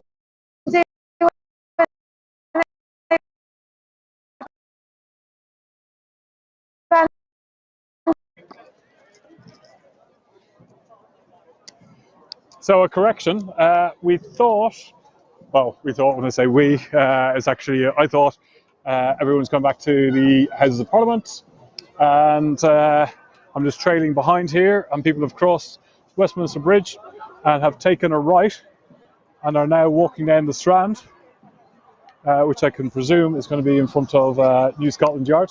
Sorry, after you. So this is quite a lot of people here.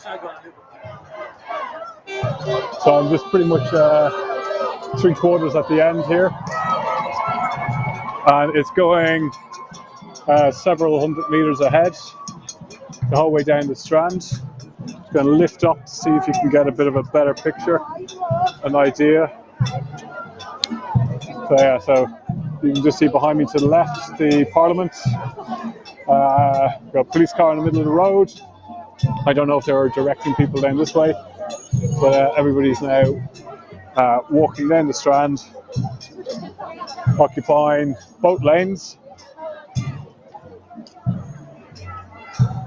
in defiance of what the very thing the politicians are debating now. So the problem is we need to get our members of Parliament. It seems to be now it's going to be the Tories. We need some rebels to vote against it. So we need our rebels need rebels within inside of Parliament who can hopefully see the injustice that's going to come by having such an arcane, draconian bill go through and become law in this country. We've seen this year the amount of lies that have come out of Parliament. The lies of Boris Johnson lying to the Queen. In other words, when they cancelled Parliament. So something that hadn't happened in a very long time. So Boris Johnson did that. Also then we saw the handling of the PPE, the personal protection equipment, the scandal that happened there with the backhanders and the amount of money that went to Tory donors, rich contracts of billions, tens of billions of pounds, and some people making, for just simply introducing a company making 16 million.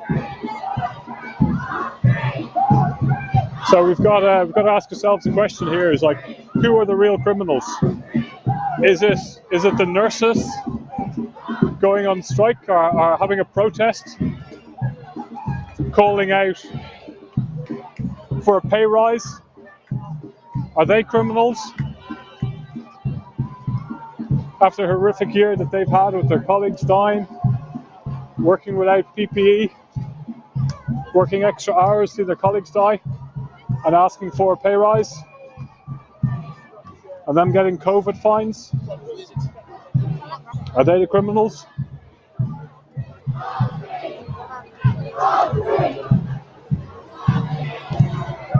Are women asking for their rights to be protected, their rights to be safe, being criminalised for holding a vigil on Saturday night?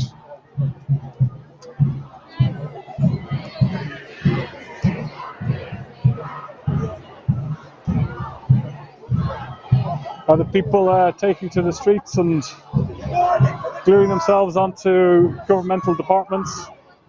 Most notably the business, energy and industrial strategy several times, highlighting the inaction of the government.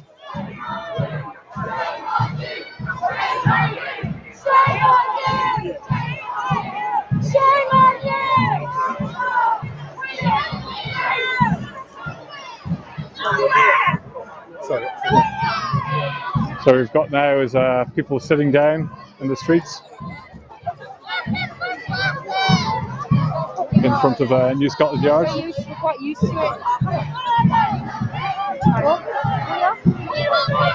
Just hold on a moment. Is there a problem with your phone? Yeah, my connection's not been too good. Okay.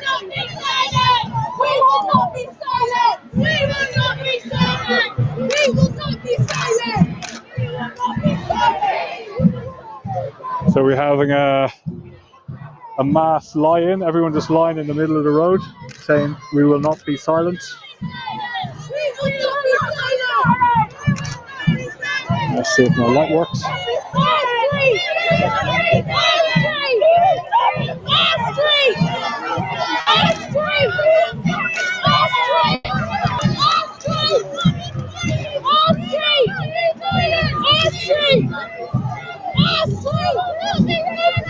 Just to give you a scale of what's going on here.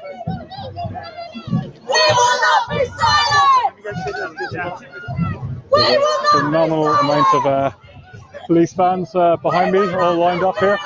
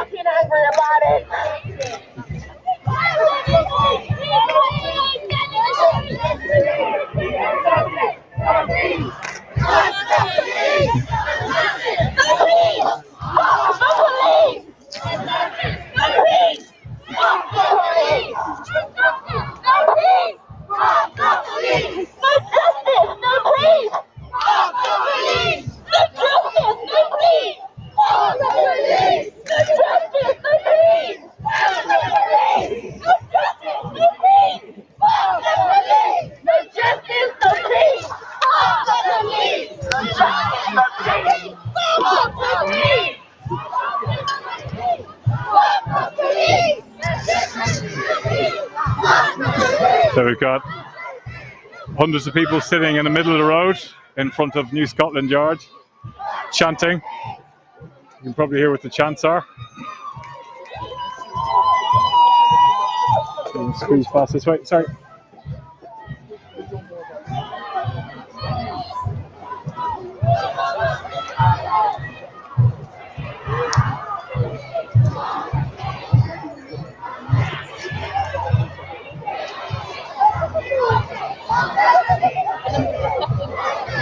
Yeah.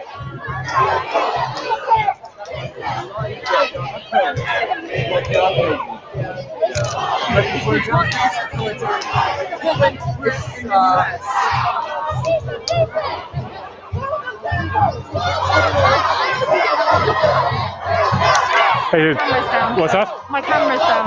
Oh, is it? If you go onto the front camera, it can work. Do front camera. That's what I was on before. Okay. So I'm just trying to sort out some technical stuff here. Yeah.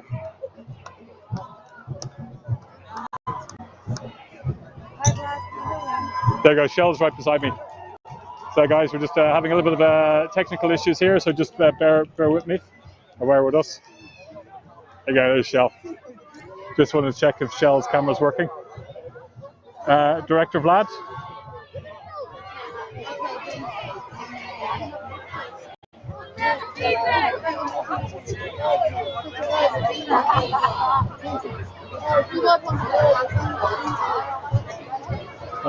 What's that? I'm staying with you because my camera's not working. My network's down. Oh, is it? Okay. Have you got your Wi-Fi switched off? Yeah, everything. Yeah. Okay. Okay, so Shell, our second live streamer, is right beside me here. Her camera's down. So it's unbelievable. Yeah. This just shows you what people can do. This is non-violent direct action. This is what people can do. When we're not happy, we can come out and sit in the streets. We can tell them that we're not happy. This is completely peaceful. We were walking down the street peacefully. We were chanting, obviously, so it was very loud. But this is just incredible, and this is what happens when movements come together as well. We must stand against this world. We are all out working together, all the different social movements. It's been lovely saying hi to some people today. Speak up a little bit. Keep speaking. Sorry, yeah, it's been lovely saying hi to people today from different movements, people that you see on the streets for different protests. You'll see all the different banners and all the different signs. Managed to get a banner done this morning as well. And this is just people that we're not criminals. We're people here standing up for our human rights, Article 10 and 11 and Article 8 as well.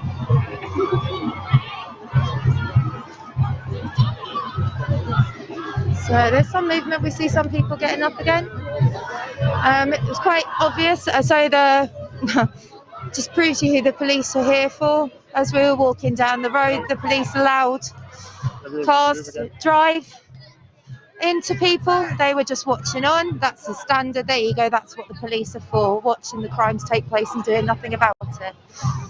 So we definitely can't give them more power. So I'm going to hand you back to Fergal because I think we're starting to move. Oh yeah, sorry. Yeah, it looks like everybody's now stood up again. Everyone was sitting on the floor. So I don't know where is next.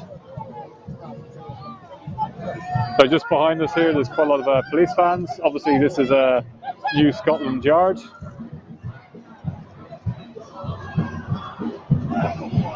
Got a line of police going the whole way down.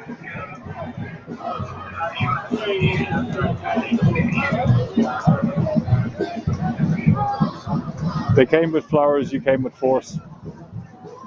It's a very powerful message.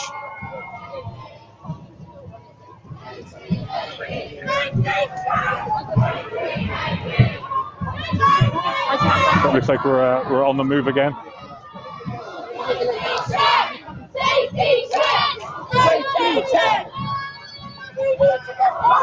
This lady's got a very, very strong banner.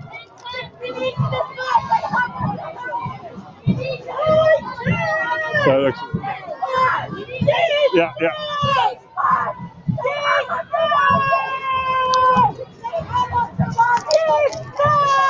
So the banner says, they came with flowers, you came with force, in reference to Saturday night.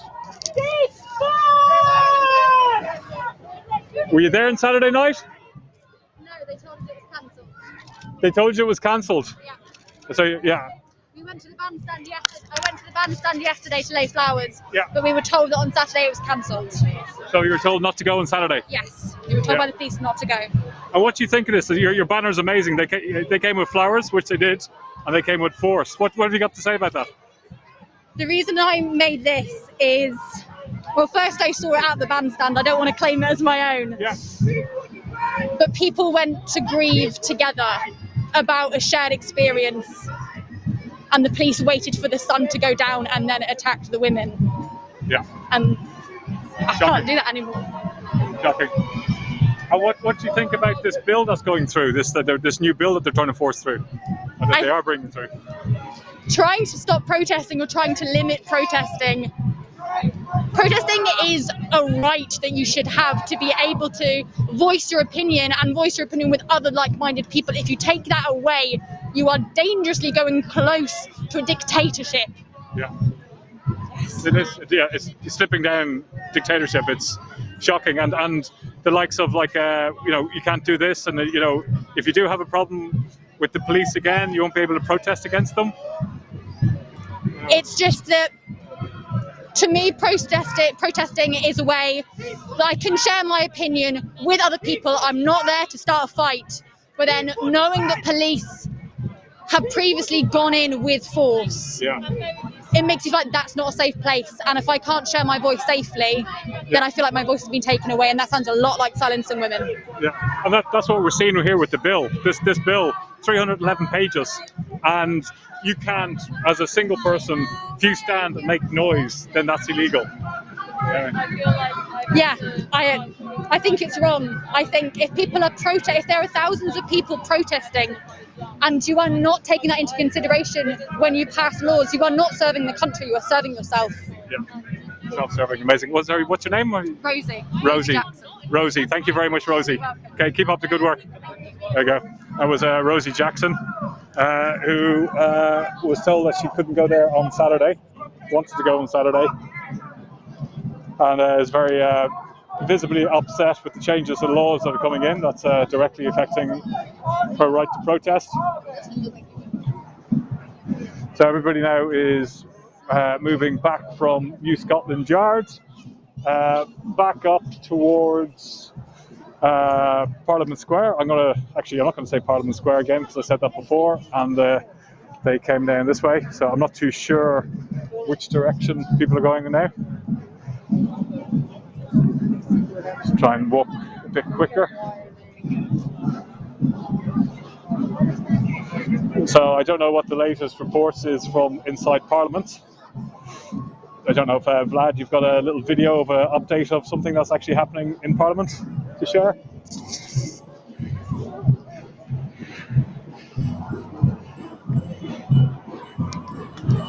There you go, we can see scenes inside Parliament.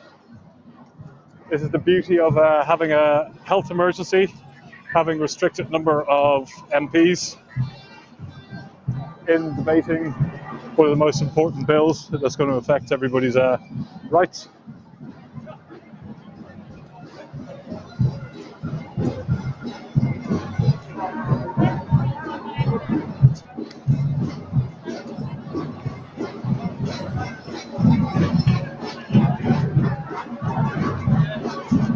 So yeah, everyone's walking definitely back, I think this time towards Parliament. Just give you a pan-around view of what it actually looks like on the ground.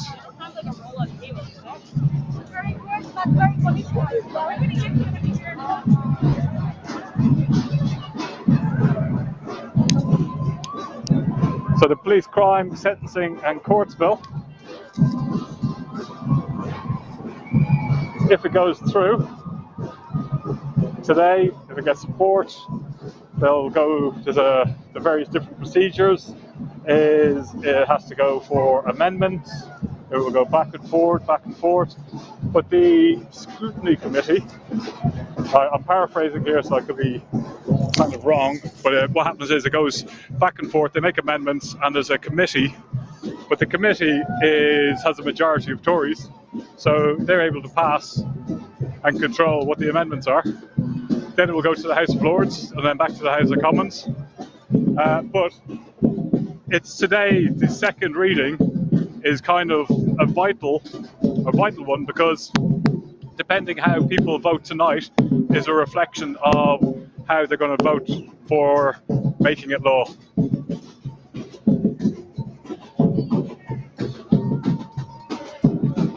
So when we've got a government who have a majority in the country, they're able to bring in laws and pass laws and be in total control. This is why we need citizens' assemblies alongside our elected officials to hold them in check. We had citizens' assemblies, legally binding citizens' assemblies, giving power back to the people who can work alongside democracy, elected officials. We wouldn't have things like this happening. We've got a very strong picture here of do you want to say a little word? Extinction Rebellion. Do you want to say something? Oh, just okay. Oh, I've just got surrounded by the Samba band.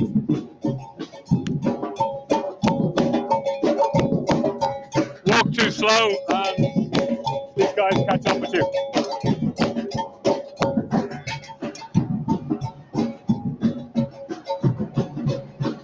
So, if this bill goes through, you can't have one person with a Samba band, or one person with a drum, or one person making a noise.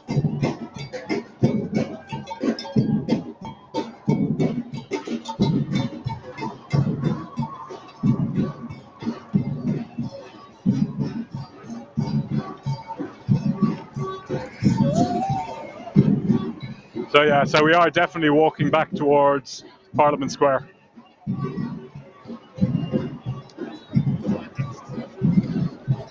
But again, I don't know if they're going to go left, right, or straight.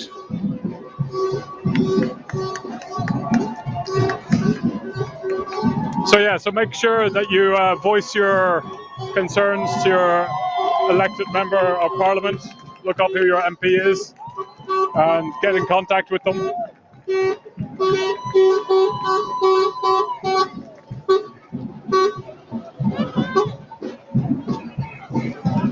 We got some happy bus drivers. We got people clapping in buses in support. Yeah, so yeah, I can confirm people are going back to Parliament Square. So which is crazy. So like, you know, even stopping the right to protest in of all places, Parliament Square.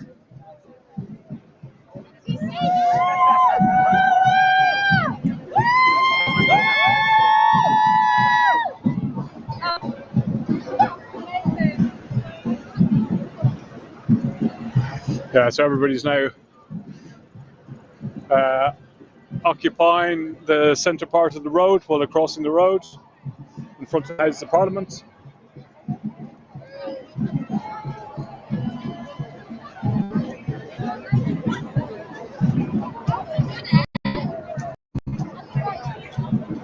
Just going to meander to the front.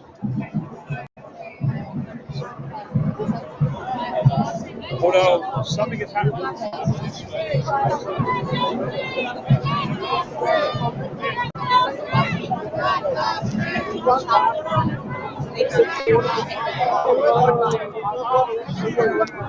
Yeah. So people now are in front of the entrance of where one of the several entrances where the cars of the ministers drive in and out. Police have barriers in front of the path here.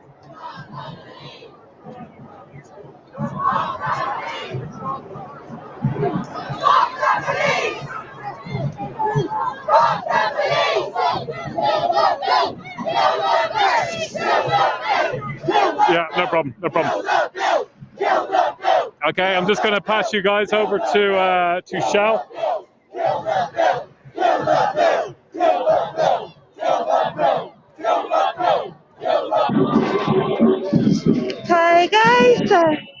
welcome back. So I'm just a bit behind Fergal. You'll hear the samba band is now coming around the corner. Sorry, it's got really dark now. But people are now gathering in the street outside the Houses of Parliament, sitting in the road. So we've got people coming around, as Fergal was saying. So yeah, the samba band is going to be illegal. Ridiculous. History is a fantastic. And that will be illegal, and samba band players could be facing ridiculous penalties and sentences.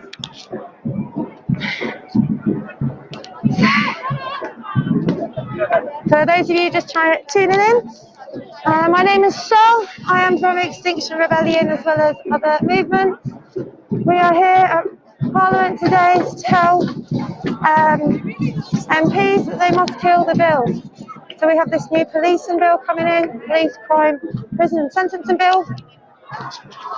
So we need this bill to be shut down. We cannot give the police any more powers. It is our right to peacefully protest. It is a human right. Article 10 and 11. So we've got people now just sitting in the road outside Parliament.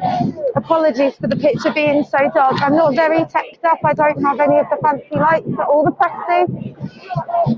But this is what telling the truth looks like.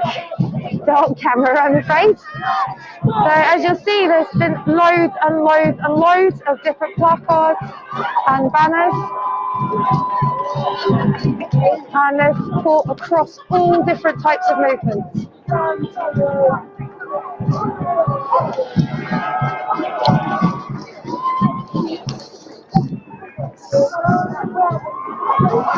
you just saw there the banner. I can't quite see where that is. So I'm just staying back here just to show you how many people there are. So we have got loads and loads of people en masse, like water, flowed to the bridge. We sat down in the bridge. We then returned to Scotland Yard. We told them at New Scotland Yard what we thought. To kill the bill, they do not need more powers.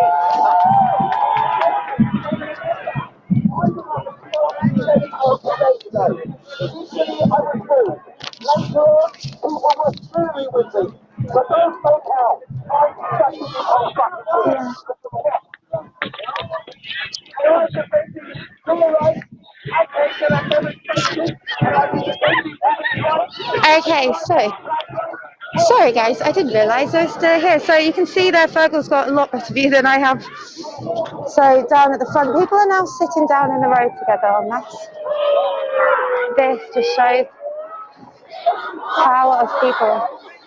So we've seen the police be very hands-off this evening. Earlier on they did start walking around the crowd, approaching people and telling them to go home. They of course decided to go to the people at the back of the crowd, try to intimidate people at the back of the crowd, but we won't be intimidated. And we showed them. We went over to the bridge, so we did just take the bridge and walked all the way down to New Scotland Yard.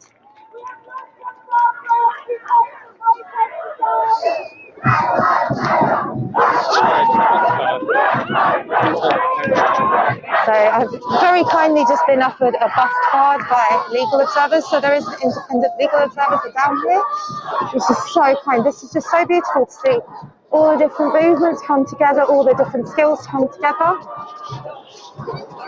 Personally, it was beautiful waking up this morning, being able to go and make a banner and come straight down here, and also hear of the live stream, and trying to reach out to all the different movements and just seeing us all work together. But this is what we need to do now. This is what we have to do if we are being threatened with police state.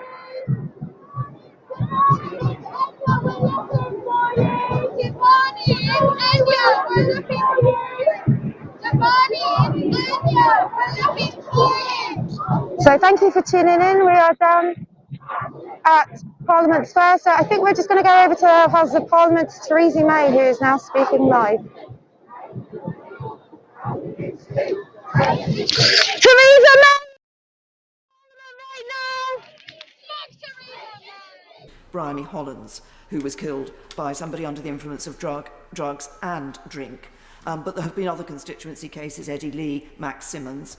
On their behalf, on behalf of their families, on behalf of all those affected by this, I say simply to the government, thank you.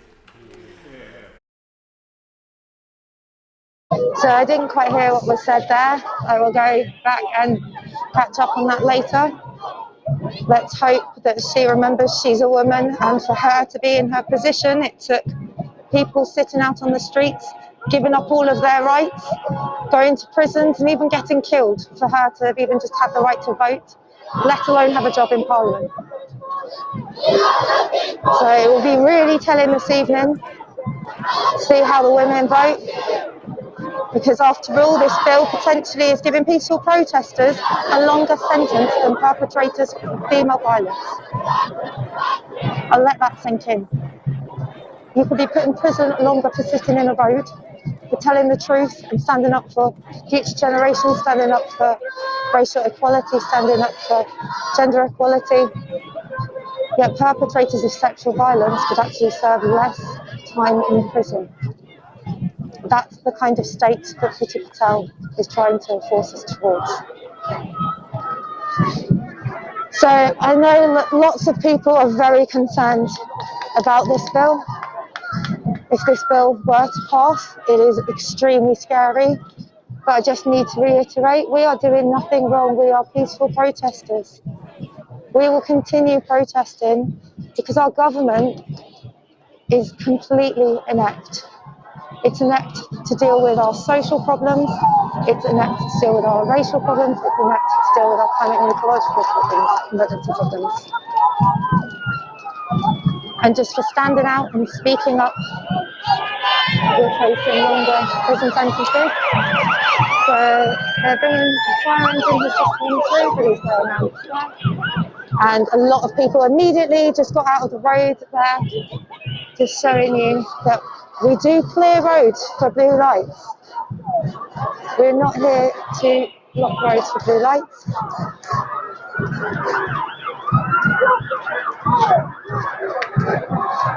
So thank you guys for tuning in here. We are down at Parliament where currently the second reading of this bill is being done. They're discussing it now. And we're all outside here. So there's some very powerful placards. I've seen over the last few days a lot of placards with 97% written on them. 97% of women have been subject to some form of unwanted sexual activism. We have now got police coming around, and very kindly we have sisters from other movements warning people to move on. So we must tell, we do spread around here. We have lots of knowledge as activists. I am very grateful to Extinction Rebellion. On the very first day when I joined in the street, I did a non-violent direct action training. I did a Know Your Rights training, and I feel so empowered, and we share that knowledge.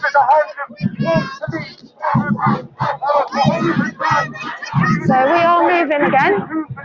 I can't tell you where we're moving to, but we are moving, and I can't tell you, I just genuinely don't know. But we are moving like water.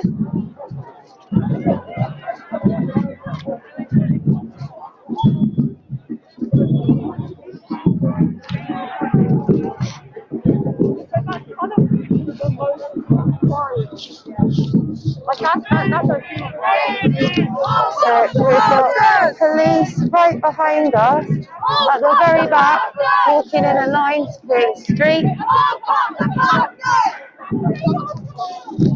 Of course, they get a line of male police to go straight to the back and intimidate and walk into the back.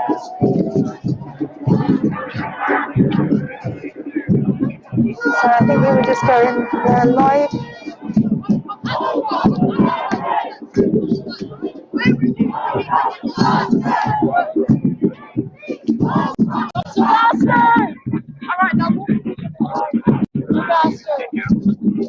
So apologies for any language you're hearing on the chants. Hopefully people can understand why people are saying those things.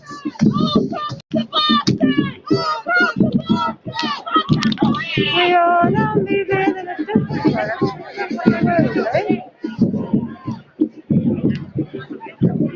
People just seem to be in the middle of the street. And perhaps we might be going down to Downing Street.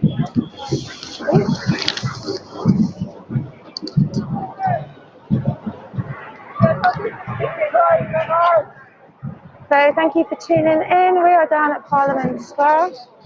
We're outside the Houses of Parliament, calling, screaming out so that they can hear us inside to kill the bill. The police, crime, prison and sentencing bill, one of those orders.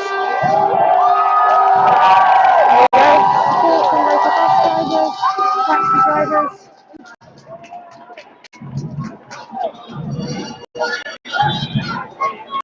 So not only does this bill threaten our right to protest, it also has huge implications on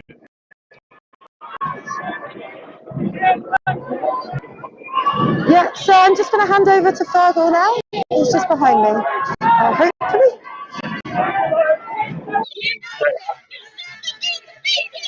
So we've got the Sisters United at the front here, who are walking towards Downing Street.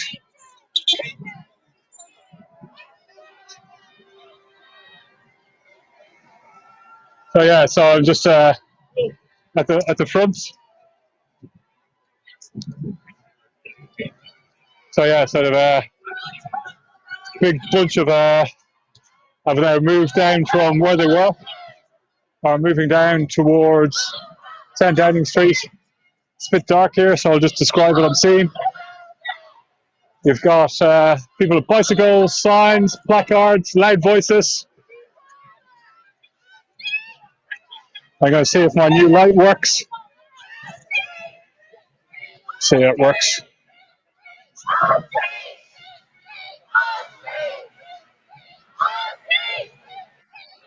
Yeah, there we go. I'm live at the moment on Facebook UK. Do you want to say what's going on? Well, we've been at this protest since about 5. Okay. We are trying to reclaim the streets and we want it to be safer for women. And it's a shame that we have to come out and do this. And the police are trying to kill us. The police are trying to kill us, which is a shame because it's one of their own that started this. They killed Sarah, and we're not allowed to protest anymore, and they're trying to stop our voices. If they hadn't done this, we wouldn't be out here. We should feel safe, and we don't. And they should be the ones protecting us, and they don't. Instead, they kill us, and then they come out here and they try and stop us from protesting our own rights. Right. And I think it's ridiculous. Thank you. You're welcome. So, just arrived here. This is Downing Street.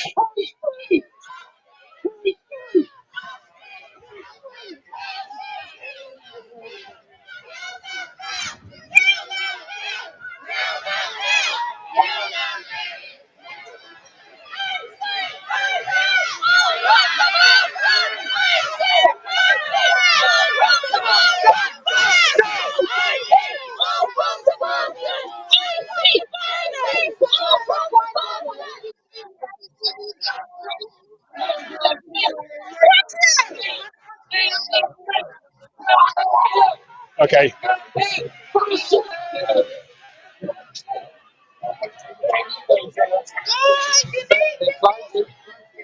So I'm just hearing reports from what's happening inside the Houses of Parliament. We've had now Theresa May the former Prime Minister of the United Kingdom speaking against the bill, speaking against the police crimes and sentencing, a bill that's going through 2021. So we've now got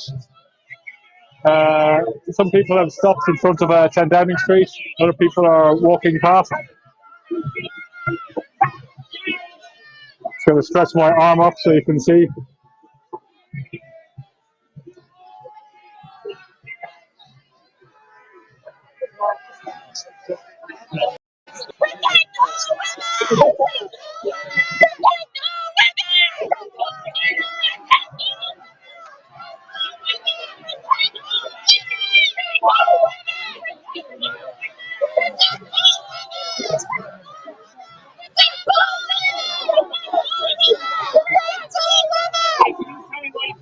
Oh, we're back. Right.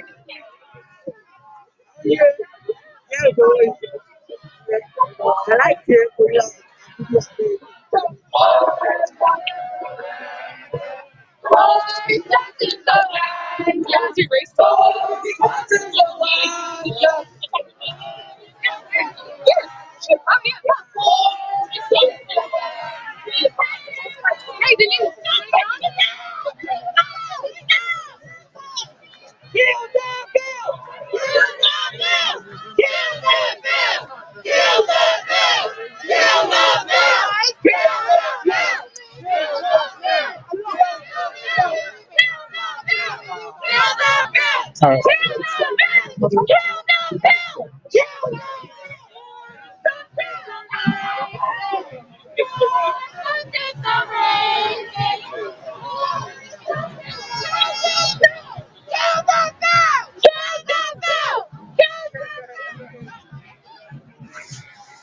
These are quite some scenes that we're seeing in front of Downing Street.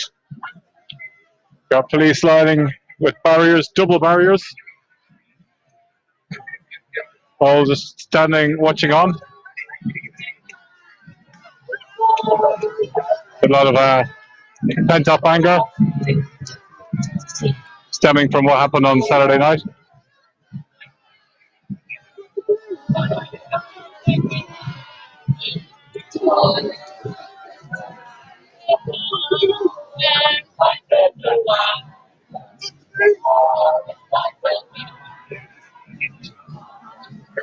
Just hold this up so you can get to see a better view.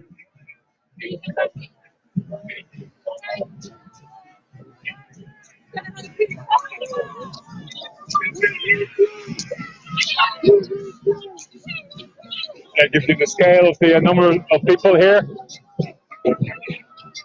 Sending a very loud, clear message to Boris Johnson. No more police powers. We will not be silent. The oppressive state. So, like a rapist. She is not alone.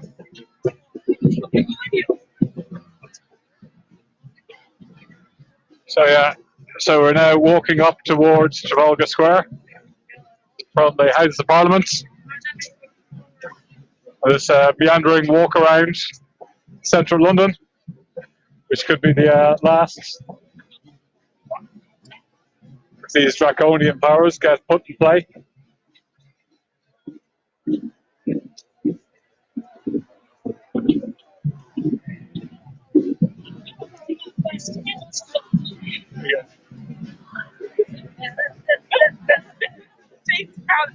Going to see if I can farm myself to the front here.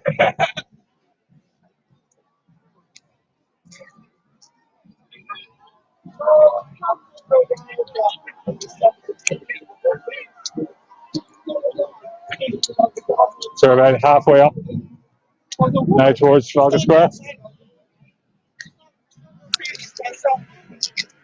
Going to walk on the other side of the street to give you a scale of this impromptu protest that's going on today.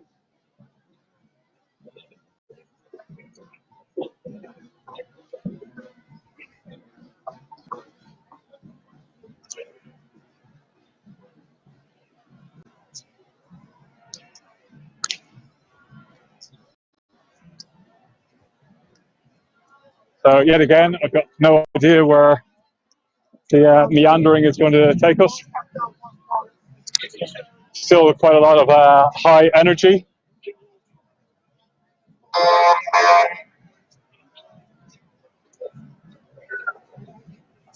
You can hear the police helicopters above.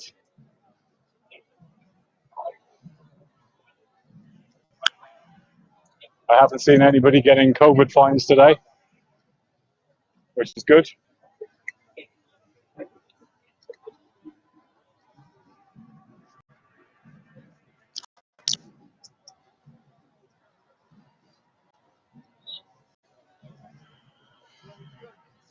Oh, somebody going to try and have an interview with.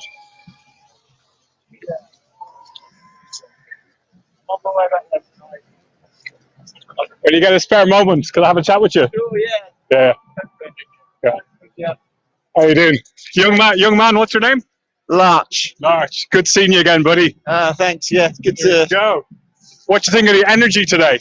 Yeah, it's good. It's like we need to build this. You know, we need a moment of the whirlwind to stop this bill and to build, you know, a movement that's capable of, you know, meeting the moment. You know, like I think the whole thing with Sarah Everard is like highlighting a number of things.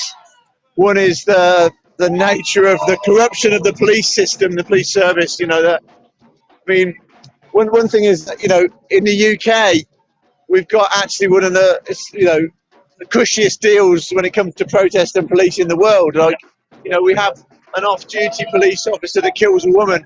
In other parts of the world, on-duty police officers are killing innocent men and women every day, you know, and that's happening right now.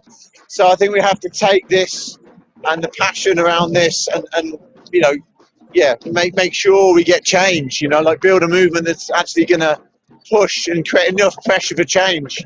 And this is it. It feels like the movement of movements of like so many different groups all coming together. Yeah. And it's this arcane bill that's getting pushed through, you know, to take away our democratic rights to protest. Exactly. You know, yeah, exactly. So the chief police commissioner from the Met, you know, Cressida Dick, has been asking for more powers. Priti Patel is only too happy to oblige and give them more powers, trying to push this through without any real scrutiny. But it's only through people coming up and the true colours of the police being shown on Saturday that we're starting to get any real scrutiny of that and awareness of that, you know.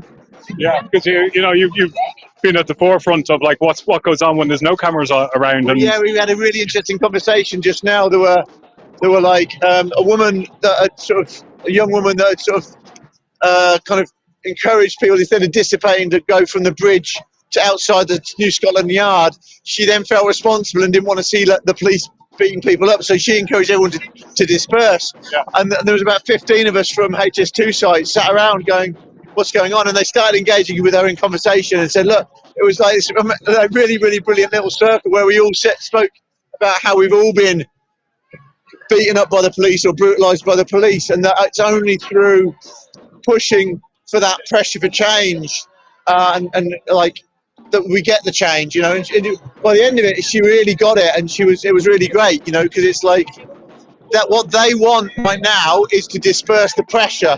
They always want to take the pressure off so the business as usual can carry on.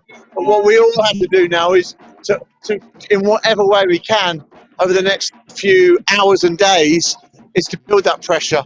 Yes, yeah. It's, you know, and you can feel it. You can feel the energy of, you know, more people are starting to wake up to like what's happening. You know, we've been sleeping, you know, or sleepwalking with you know, letting this government, this has got away with so many crimes. Absolutely. You know, proroguing Parliament, lying to the Queen, lying about COVID, lying about PPE, you know, and, you know, lying about the climate change, you know, what you've been campaigning for, HS2, the true cost of it, the environmental destruction. HS2 is a great example of it. Like, they've lied to court, they've lied to Parliament, they've lied to the press, they've lied to the people. Yeah. You know, and that's just one part of government. HS2 is both a private company and the government, you know, and they, yeah. So here we are.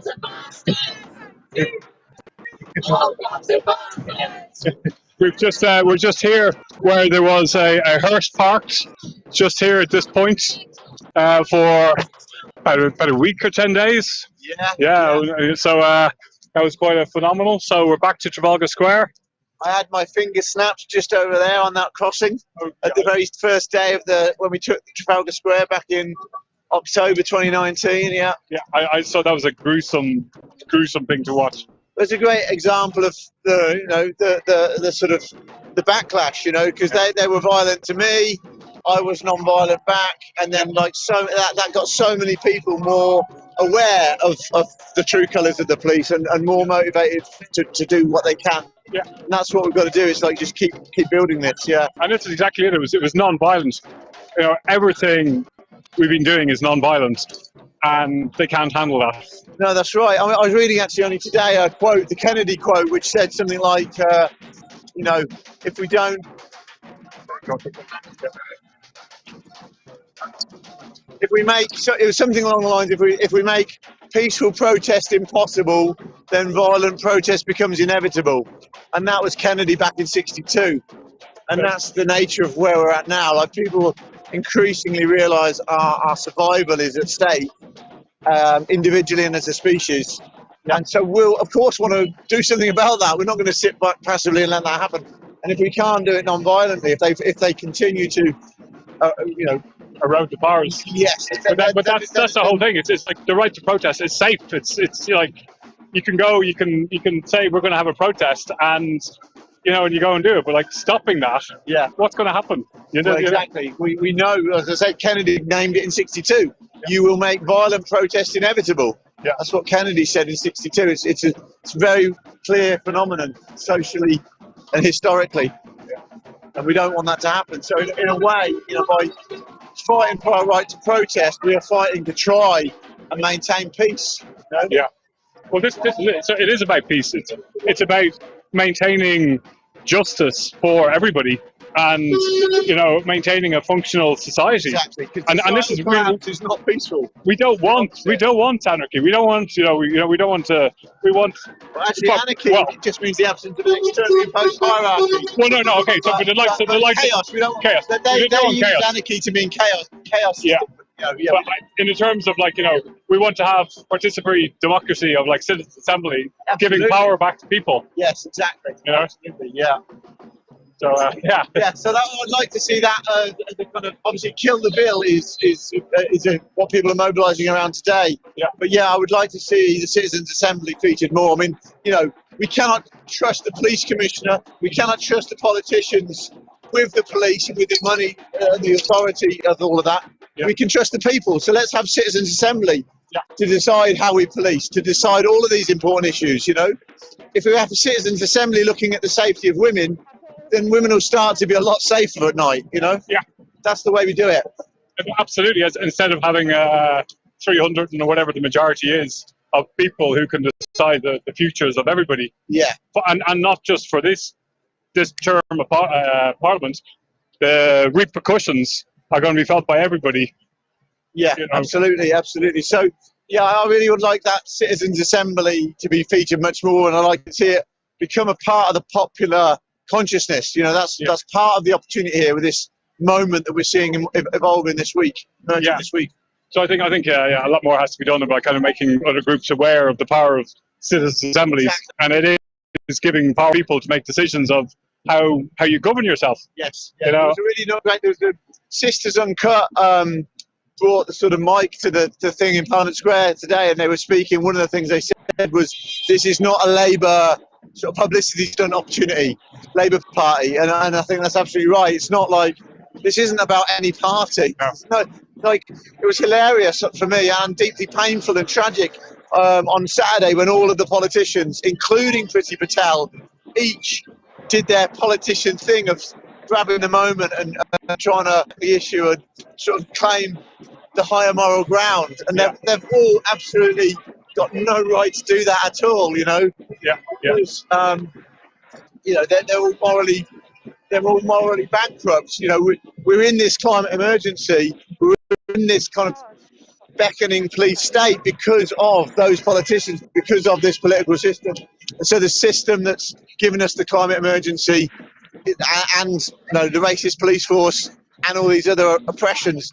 That's the system we have to change. And the Citizens' Assembly is the best thing we've got right now on the table that's ready to go to start changing that, turning that around. So it's a really practical thing that we can all unite around, I think. Yeah, no, absolutely. And then like we wouldn't allow like kind of the billionaires acquire more billions. Yeah. You know, and ordinary people getting poorer and poorer. It's like there's something wrong with society, and if we want to readjust that, it's the very people. You know, the power and money, it's all interlinked. Yeah, absolutely, you know? Absolutely. And that's why, like bringing in this arcane bill, this police bill, is like it's taking away people's rights to protest. Because what's going to happen is, could be even next year, there's going to be another group who have no idea what they're going to be affected by, and they want to protest. So we've seen the nurses, and they were like socially distant. You saw the pictures. They're all, several meters apart. Yeah. You know, they've all got masks on. Yeah. If they know about protection and how to do something safe, it was them. Exactly. And they got landed with a £10,000 fine. Yeah. Do you know what I mean? Amazing. And these are ordinary people. And I'm currently under a completely undemocratic, unjust curfew. I've not been convicted of a crime, but my freedom has been massively curtailed. And so 2-3 nights ago, I had the police at my door without masks on. They're there sort of waking me up. I'm about to go to bed, but they're not wearing masks. So they don't really give a shit about COVID, but they only when it suits them, So they're absolutely using and abusing COVID, as our HS2 consistently. So yeah, there they are at my door without masks, Yeah. I know, it's all these things collectively adding up. But it's the fact that there's laws in that allowed them to get away with it, even for the fact that the mass arrest on Lambeth Bridge, and they had a pretty good idea it was totally illegal. They went ahead and did it anyway. Yeah. And it's we'll just argue in the courts. Yes. And that's it. Yeah, and HS2 are blatantly using that as a tactic, breaking the law, illegally evicting and going, take us to court. And so painstakingly and laboriously we're trying to do that. But they've got the odds stacked in their favour, they've got the money, they've got the lawyers, it's really hard for us as a direct action movement to then mobilise a legal team to see through suing the police, suing the HS2. Yeah. That's, and in a way it's kind of new ground for us, but yeah, we need to do that. We need to have that as one of the many fronts on which we operate. And so yeah, if anyone's got any ability to help with that legal process, any solicitors out there or people interested, you don't need to be a qualified solicitor or barrister. Anyone with a bit of interest and passion in that would be really helpful. Just get in touch with us, because we've got many cases where we need the police. How can they get in contact? HS2rebellion.org, check us out. No, .earth, sorry, HS2rebellion.earth, and on social media, HS2 Rebellion.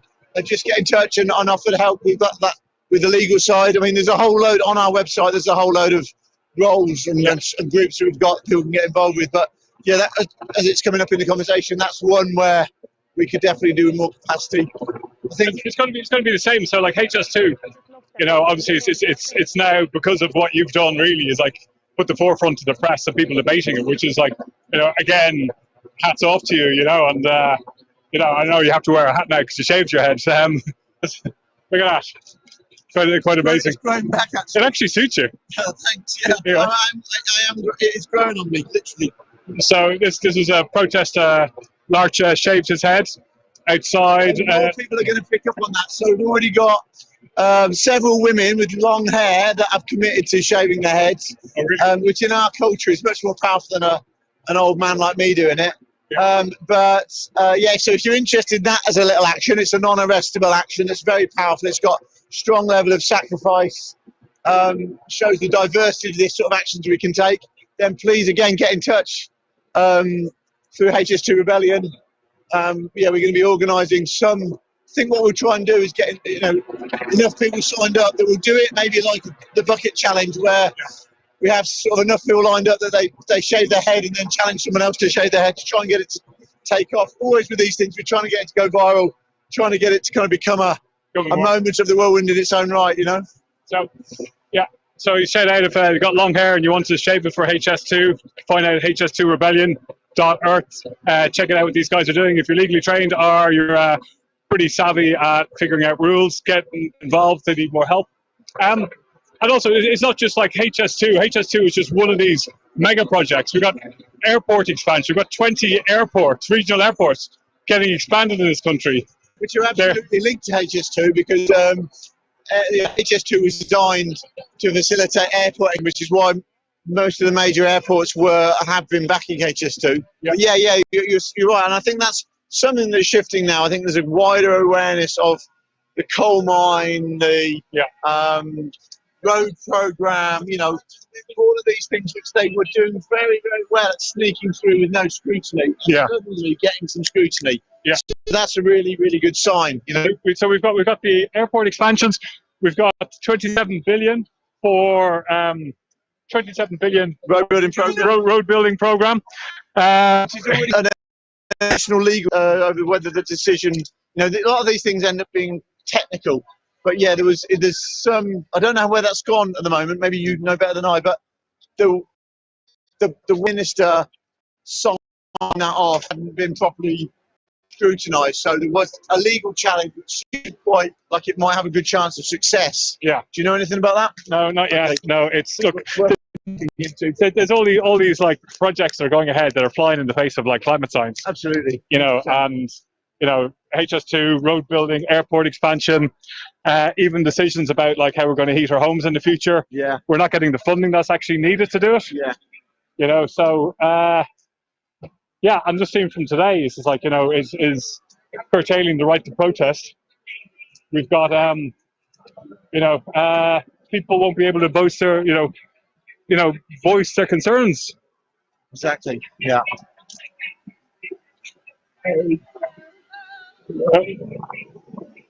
So we're on this meandering walk around London.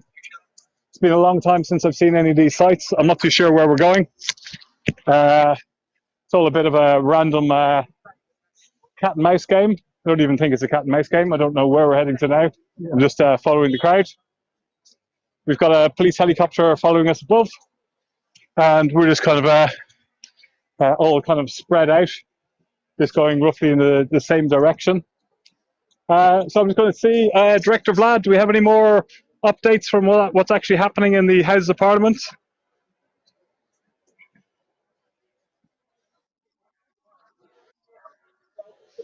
Yeah, okay, so I've just heard that they're still debating the bill in the Houses of Parliament. So hopefully the mass hundreds of people outside Parliament and all the people who've been contacting their MPs and all the various different protest groups, and also the calling out, you know, from Saturday from the horrific scenes, that we're going to have some politicians who are for the main leading political party in this country do the right thing and not support the bill. But we're going to have to just wait and see what the results of that.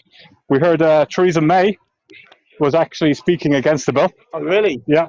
In Parliament today? In Parliament today, Oh, so, which is absolutely fantastic.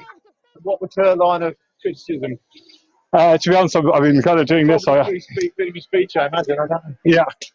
So. Overstepping the flowers. Yeah. That's good. So we're now walking north towards kind of parallel to Regent Street, Carnaby Street. It's a big progression of protesters from a variety of different groups. I just had a cyclist who was nearly hit by a police van, which isn't very good. So yeah, we're on Lexington Street. Did you hear that the black organisers or the black organisations that were, you know, and people of colour that were going to be part of today and were part of the decision to have this event today, they got targeted by the police? No, really? Yeah. So just say that again. A lot of the Black Lives Matter, a lot of the Black UK Unity sort of organisations were targeted by the police. So they targeted people that they saw as organisers and basically scared them, and so they didn't mobilise today. Yeah. So it was only from the 1 o'clock, because initially there was a call out from like about 20 or 30 different organisations that signed that statement. Yeah. That XI UK was one of, It's actually over 100 organisations. Oh, wow. Between 100 and Amazing. 150, yeah. So a lot of some of the key black organisations were targeted by the police, and they basically scared the organisers into, so they didn't turn up at 1 o'clock when a lot of, when XR and some of the others were. So at the start of today, it was very white, and that was because of a conscious policing. Yeah. And then it was only then when the 60s cut and others came at 5 that it got much bigger and much more diverse, and there's noticeably a lot younger and a more diverse mix in the group at that point. But that was, fear. It becomes clearer to me every single day. Fear is the greatest tool that they have, and it's the tool they're using more than any other and more effectively than any other. So that's what it's about when they're threatening these organisers, or what they consider to be organisers. It's about using that tool of fear. Yeah. And it works. It weakens the movement because less people turn up, and so people of colour and black people will be like looking at the white people that can happily go and protest and go, understandably feel upset about that, completely understandably. So it comes down to this tool of fear, and all of us working through that. And one way we can still respond to that is to work with our brothers and sisters in different movements and look at how we can use our privileged position, those of us that have them, to support them, to be, buddying up, so that if the police on an action are targeting someone of colour, for example, that the white people can go and speak to the police and intervene, so that it's not constantly the black people that are disproportionately dealing with the police and targeted by the police. There's loads of things we can do, but it involves all of us being more and more aware of this tool of fear and looking at how we can work through that. It's not a tick box thing of like, oh, I've worked through the fear barrier. It's like an ongoing daily practice, part of this practice of telling the truth. Yes, no, it is fear, and that's why giving out these fines and with resting and de-arresting. Yes, it's intimidation. Yeah, absolutely. You need to go home and say the protest is no longer going to be acceptable, and I am going to encourage you to go home. Just doing a live stream interview. Do it when you're peeled off from a protest and a gathering, because it is illegal against the current regulations at the minute. That's my encouragement to you. So just take it. So thank you. You will be improved and moving on to FPNs. Sorry? We will be moving on to penalty notice essentially. All right? Okay. That's my encouragement. Thank you. Okay. So we're just hearing that. Okay. He's been telling her not to get distracted and trying to get us to be scared. You need to go and scare people at the front. Oh. It's more important to scare people at the front than it is to scare people at the back.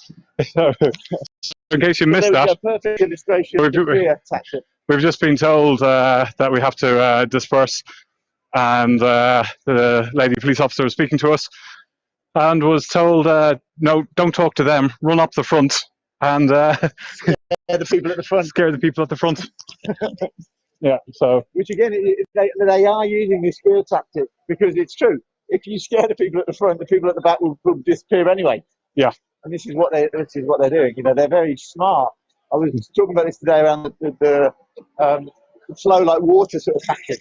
Yeah. So a couple of years back, XR picked up that tactic from Hong Kong, and the police are using it as well now. It's a very effective thing. Flow like water. So be shrewd in the way you put your energy, and and this is a good example of it. Yeah.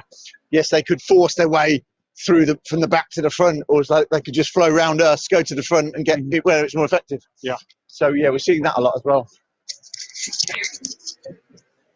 There you go. So so I don't know what's happening up the front. I don't know if Shell can see, but there's definitely running happening.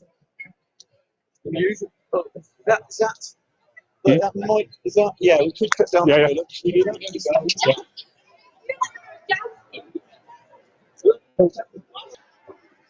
I was going to film this.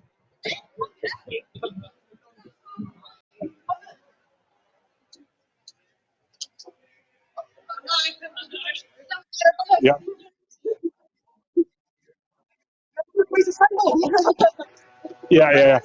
Okay, we're just going to cut to Shell from a different location.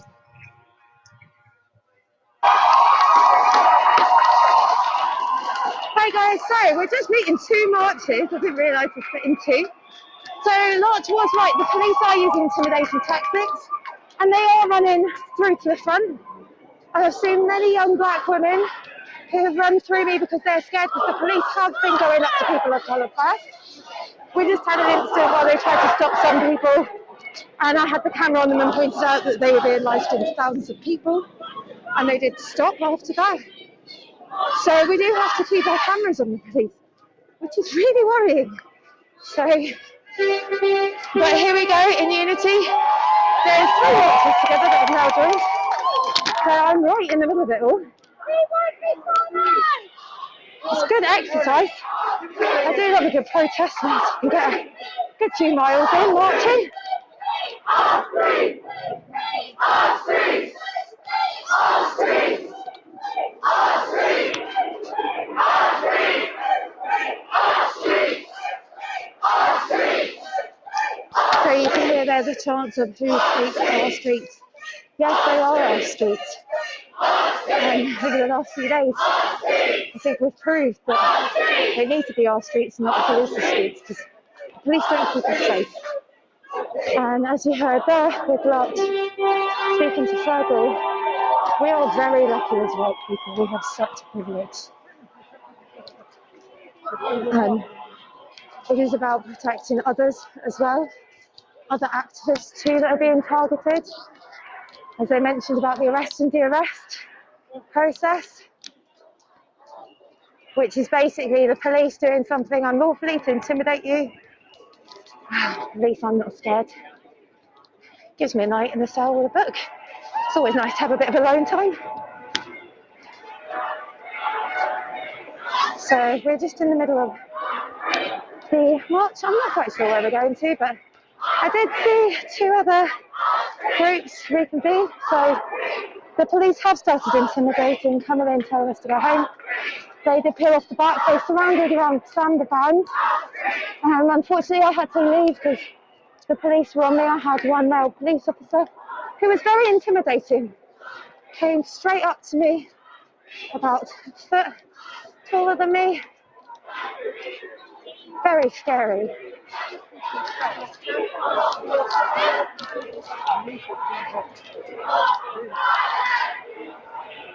So we are currently in Golden Square.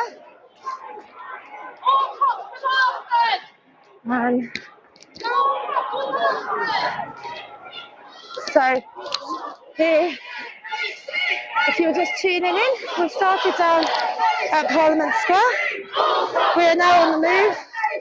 You can hear the very passionate chants at the moment.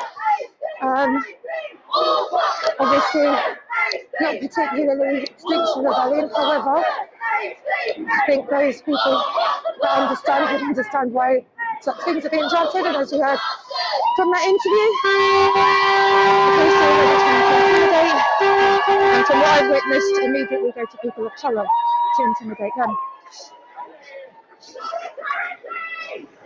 So, Notch and Fergal were having quite a concerning conversation earlier about how, you know, when there's no more peaceful protest, non-violent protest, what does it become? Well, it doesn't become violent protest, it becomes a civil war. And social scientists have been saying this for a long time and warning this for a long time. So peaceful protest is all we have at the moment. Peaceful protest, community building, working together as different movements.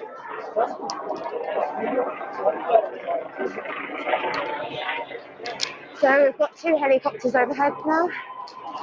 All the police have got their body cams on, which is actually quite a relief because that whole centre obviously doesn't necessarily mean that footage might not go missing, but at least they've got them on. Comes in very handy when we're in court, and we have no case to article because they don't know the arrest process correctly, or they unlawfully arrest us. And in my case and many others, charge us with an unlawful charge and put us under unlawful bail conditions. So Those bail conditions and the rest that I've had have been for sitting in rows peacefully or gluing on outside Parliament.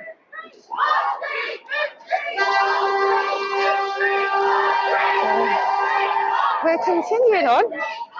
It's a very, very energetic walk at the moment. Lots of chanting, and it's lovely to see so many people out on the streets.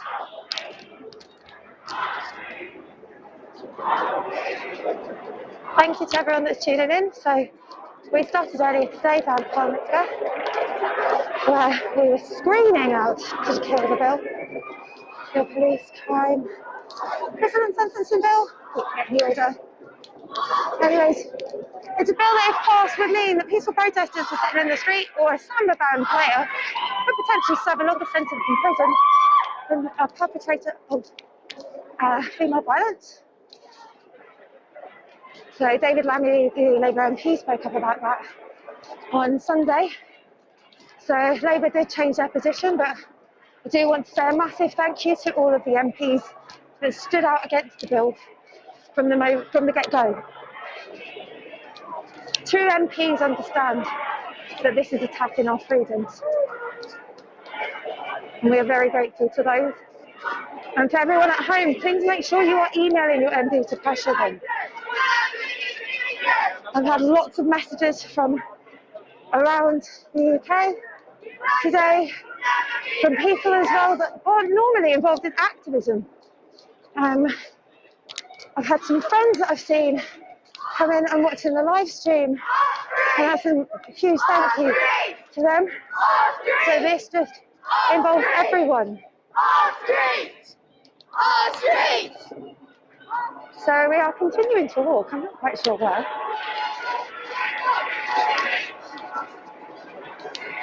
But we keep hearing some chants. So I think it's safe to say that tonight, we've got live in Parliament now. I think it's safe to say that this wouldn't have been as big if it weren't for the awful behaviour of the Met Police on Saturday night. It was absolutely horrifying to witness, and in fact, several of us stood back. We've got people waving from the windows as well.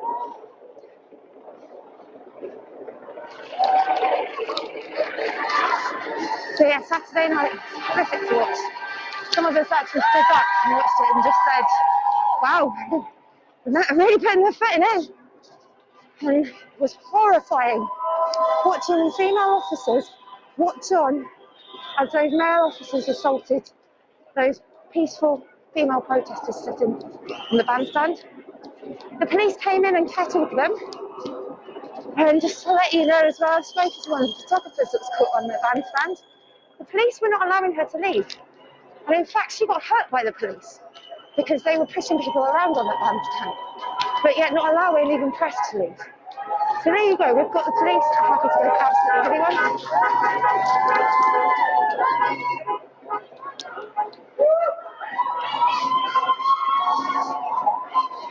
So you've got some live scenes there. There's a lot of police. And live scene 2 is in the middle of the march, and I think we're going to head over to someone else who is joining us. I think Indigo might be joining us now. We're not really here to make you happy, love. Okay. Hello, we're here. We've just been told to disperse from the protest because that's what the police response is at the moment, but I'm just joined here. How come you're here today? We came out today because the bill that's being debated in the House of Parliament today is really frightening.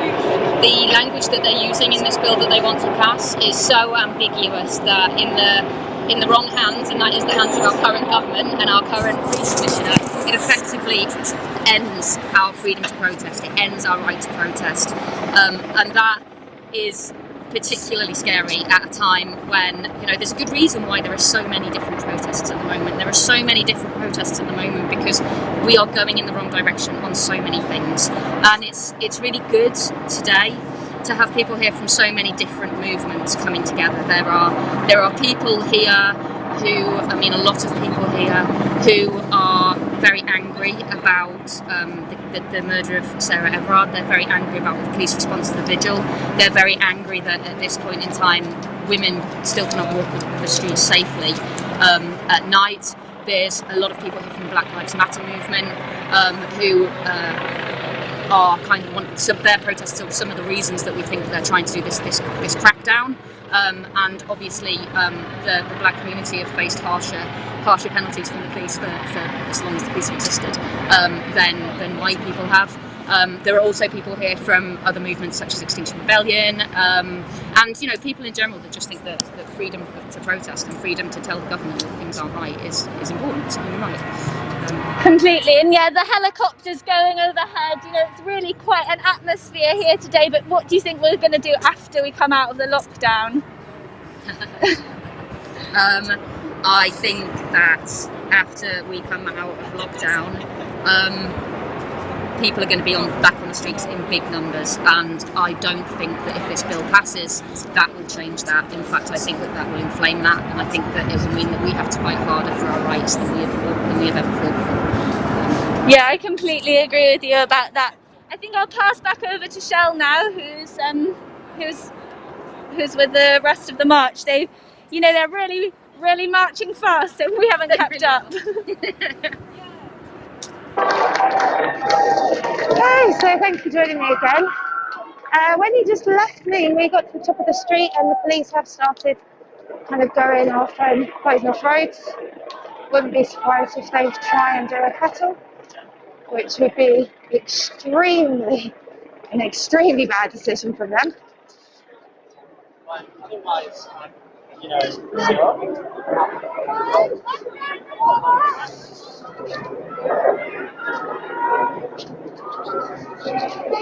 So I think what we're seeing is the equivalent to a very mini People's Assembly. We have to be very active on the ground at the moment.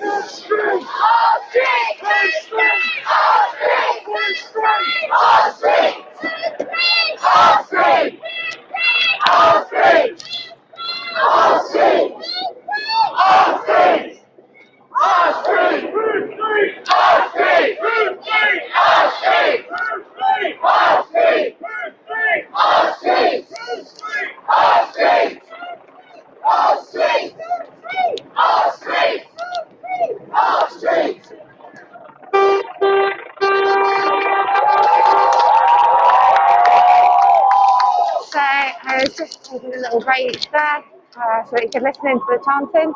It is very vibrant down here. We are moving very quickly. So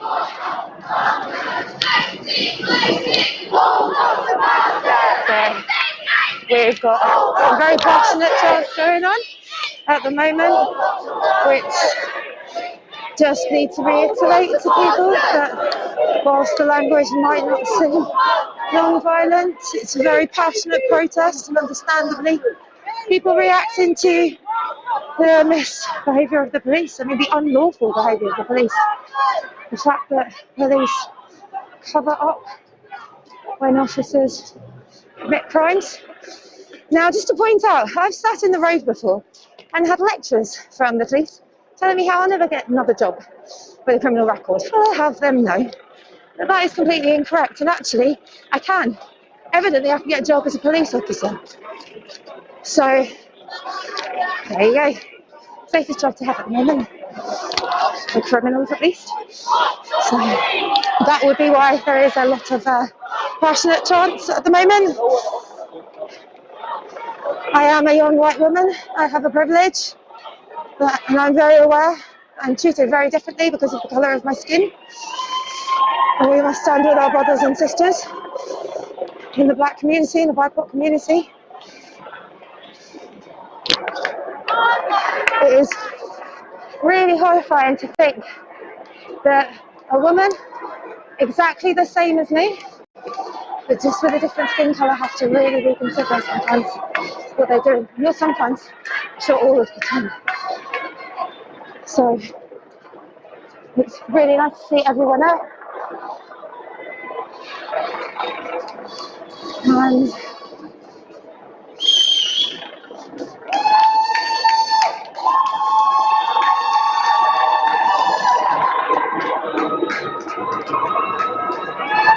so we are now, I can't quite figure out where we are. We're on Oxford Street, something like that. I'm very confused now. We've been walking a bit in circles. So it's a nice London walk at night. Socially distanced. There are a lot of people, yes. But there is a lot of distance between people. Almost every single person is masked. And obviously there are people that cannot wear masks for their own personal reasons, health reasons and so on. So please do respect that. But almost every activist, or person I should say, we're not activists out here right now. We are just normal people, fighting for the rights of normal people. So not only will this bill potentially stop protest, it also has great implications to the traveller communities and the traveller way of life. So, and also the legal status of homeless people. And myself am homeless. I'm a person, I can't be illegal. Just because I don't have a home doesn't mean I'm a criminal. I don't have a home because I can't afford a home. Because I devote my life to this. And therefore I'm deemed a criminal? I don't think so. People that can't afford homes, criminals? I don't think so. That's a product of our broken system. So this bill must be killed. So we've got a lot of support from people on buses.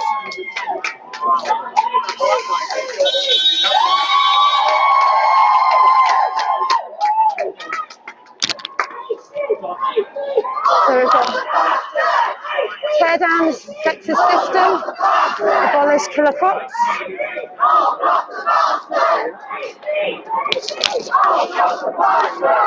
We have more passionate chants of the general consensus of the crowd and their thoughts towards the police, should we say.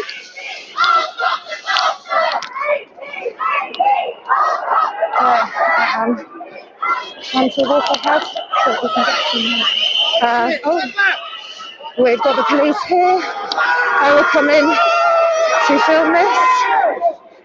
We've got the press, so the press are in there. It's very concerning. Is it a woman? I believe it's a woman. And there are no less than 8 male police officers that jumped on a woman. So the commotion that you're seeing there, a woman was just dragged from the crowd by 8 male police officers. The police are now using force. The police are now using aggressive force.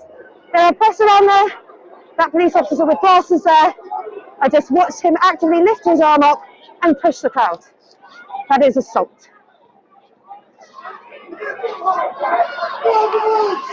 For my safety, I'm not going any closer. I hope you guys understand.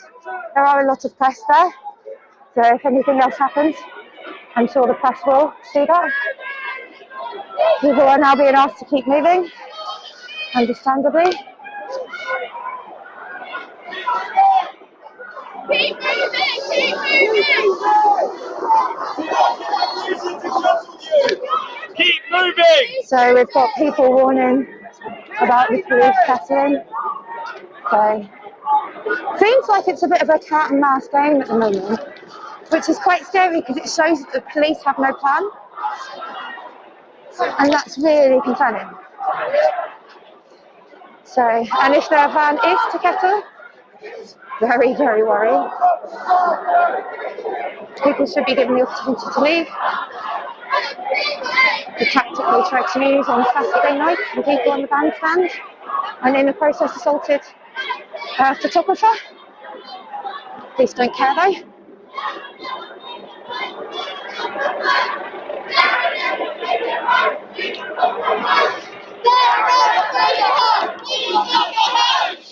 So the chances are Sarah never made it home, we will not go home. And that's very true. Her and so many other women have been murdered. And then Sarah's case, a serving that police officer. I believe I read in the paper he was also done for indecent exposure in the days before. Apparently in the police you can keep your job if you've done a sexual act. And your DBS check, that will come up as a sexual or violent crime. But in the police, evidently, you don't need a DBS check, you can be a criminal. So we need to make sure we do not have more police like that on the streets. And unfortunately, from what we've been seeing horrific police behaviour the last few days. So we're just cutting live there. So you can see there are a lot of MPs that have been speaking. A lot of MPs, understandably, would want to voice their concern. So I did have a sit down and started having a read through the 311-page document. Lovely government jargon, also very bizarre things. Within that, we read the bill very much as losing our right to protest.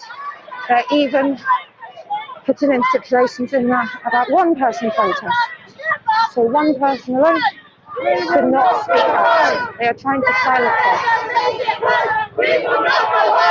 So, thank you for tuning in. If you're just tuning in, we started earlier today down in Parliament Square.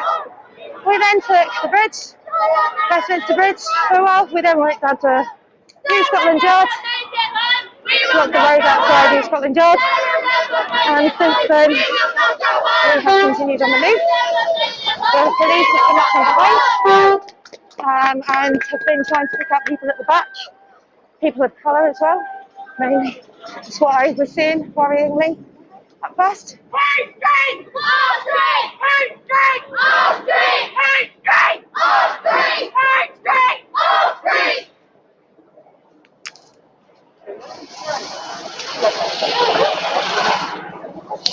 Ladies, I'm on the XR UK live stream at the moment. Would you like to say a few words about why you're down here this evening? Exactly what I just chanted. Sarah never made it home, so why should we go home? Sarah never made it home. I don't think people really realise what that means. When we lay on the floor, she never got back up. And not just her, anyone else watching this as well that looks like me, the amount of black women that go through this, it shouldn't have taken a white woman to die for us to be here now. Thank you so much for your words. So here and there, excuse me, sorry about that. Some words from a woman out. So on Saturday we had a vigil at Clapham Common, which the police would not facilitate. The vigil still went ahead. Unfortunately, the Met Police embarrassed themselves, used aggression on female, peaceful people that were sitting at the front that were giving speeches. We were listening to speeches about how men just tell women to go home. For our own safety, people tell women to just go home, to be off the streets anyway. No! Why should we be the ones that have to go off the streets? Why can't we address the real problem? Why can't the police make things better? And in fact, the police can't. We have huge systemic inequality in this country that needs to be addressed. Not more policing. We need to start tackling the inequality in this country. We need to start putting funding and services back for youth. There are no longer after-school clubs. We need to put money into the mental health services, social work services. And if these police officers say they're really doing this to help people, perhaps they can reconsider and train in a proper job that helps people. Not a job that oppresses people. And where people like myself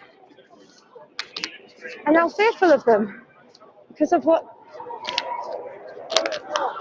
we do, which is tell the truth. And the police are more than happy to very quickly come up to us. So I think this is a surveillance van actually that we're passing. So I never know, there might be tapping into my phone. But there you go. Nice surveillance. Obviously, the police will be using this as surveillance. The city will be using this as surveillance. Because they want to know who the people are. They have the courage to speak out. And just to let you all know, we are normal people. We are normal people. Parents, educators, shop workers, neighbours, brothers, sisters, fathers, daughters, friends. That's who we are. So we finally got a caravan back. So we lost them, getting the picked off at the back by the police. I actually had to run on ahead because the police were coming up to me and being quite intimidating. And when you've got about 20 police officers walking after one peaceful woman live streaming, it's quite scary. So I certainly don't feel safe around them. So just going to check back in. How are we doing? So we might have Indigo still with us. I don't know if Indigo's. So why do you think all the paparazzi?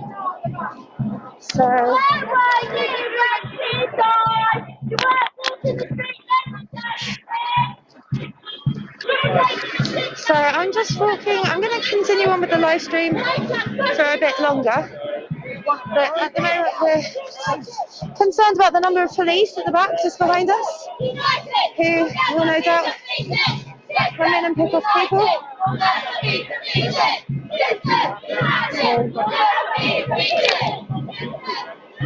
So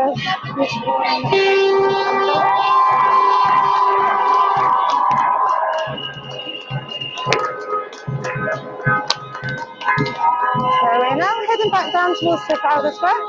We've done a nice big circle. We must have walked at least an hour and a half.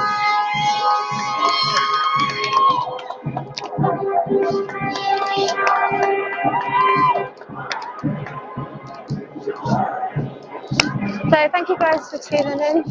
You're tuning in while I'm just walking in the middle of the crowd at the moment. You'll see the police are literally coming up right behind me. So I am concerned about my welfare and my safety. The police keep my I'm alone, but I'm not alone. I'm surrounded by all these magnificent people. So we've got, you can see, pause for a moment. It's very intimidating when they're coming in to people at the back and trying to pick people off. So see a lot of young women and a lot of people of colour running through the crowd, and there you go, you've got police running through.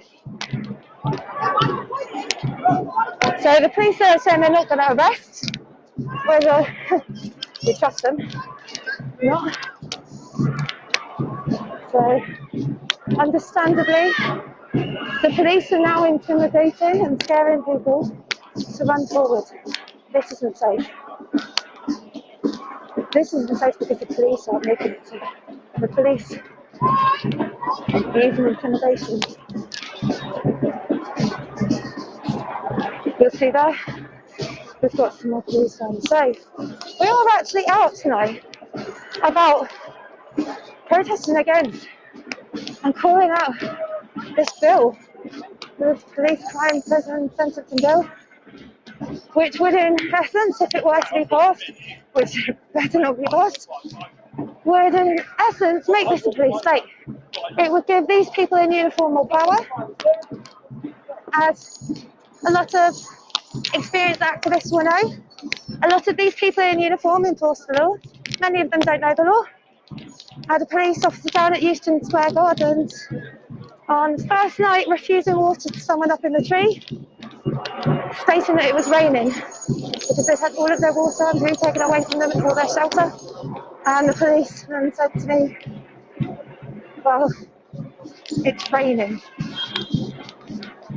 That's the kind of people we're dealing with, not very clued up on human rights, let alone the law.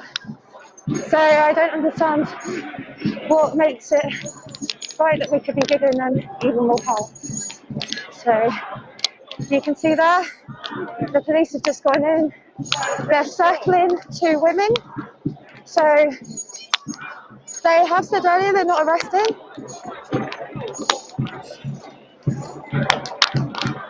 But they're using intimidation to pick off people.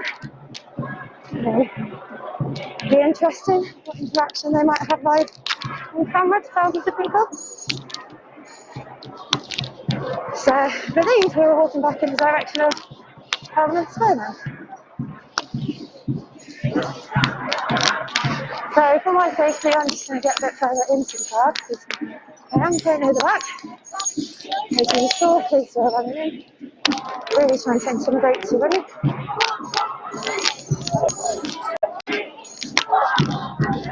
So around the streets, say no to this bill. This bill that gives the police greater powers. Stop the police!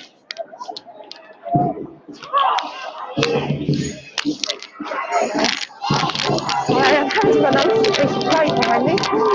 Very well.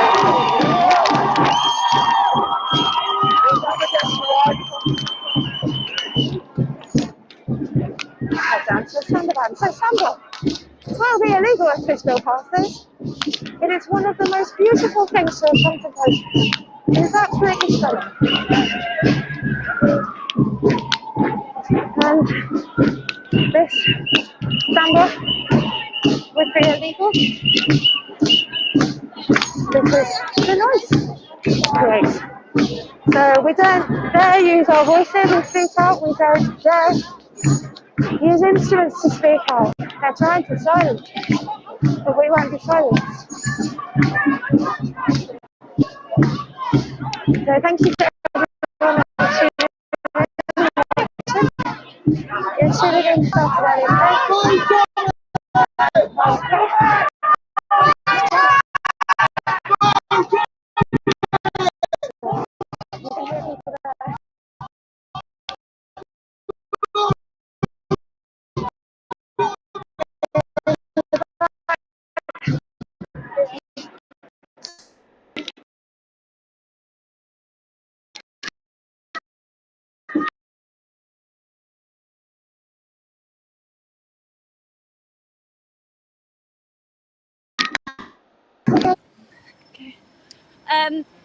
I'm almost at Trafalgar Square where I've heard the protest is heading. There's been so many people and such a really alive energy as people are walking around the streets, and the police are just tailing everyone everywhere they go. We've gone up Oxford Street, we're now coming back to Trafalgar Square. They said they're not going to make arrests, they're in a bit of a strange, you know, it would just be awful if they made arrests tonight after the last few days, but there's a lot of police vans here, there's a lot of police, and you know that's a really real possibility that this is how they react, even though the protest is utterly peaceful. Let me just ask, would you like to do an interview? I'm live to XR UK. So you want to do an interview, yeah? Do you want me to interview you? Oh, I said I was going to interview you. Yeah? I met another live streamer. We're thinking of interviewing each other. Okay, yeah, but you know, it's unbelievable. There is, you know, the way that this is taking form, you know, because as I understand, you know, there's something that has to do with the, you know, with the rights of and this, you know, this movement. I'm not going to say, to be honest, this is a very sensitive moment because of the coronavirus, but I believe that everyone should have, you know, a view on the matter, and also, you know, be able to, you know, to exercise their rights, whatever they think that is being infringed in this situation. This new bill that they are going to pass, you know, we have to look to the historical situations in the past and historical bills, and at moments where we were deprived on you know, these liberties, civil liberties, and we were having a lot of issues, and now it's kind of going back to the same situation. I think that freedom should be, you know, people should have the freedom to do things, but the coronavirus is an issue, and I think that everyone should bear that in mind. But maybe now it's the moment, and I think that it should, you know, they should feel what they think. you know, Yeah. but If not now, when? If not, who else? yeah, it's isn't it? I understand it's the moment, you know, people they Yeah. are taking, you know, they are looking at the moment and I'm taking gonna the follow the moment down here. Listen, take care, man. Take care. Thank you so much for talking. Yes, but just, you know.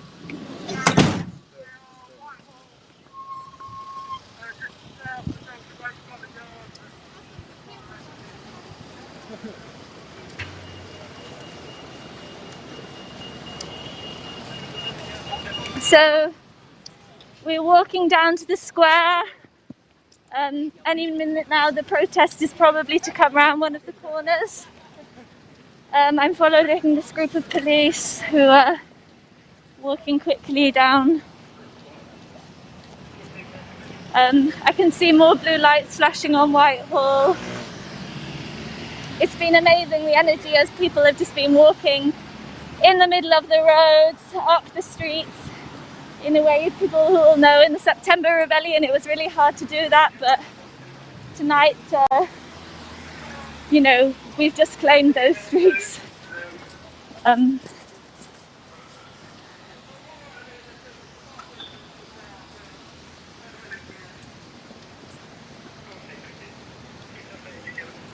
Okay.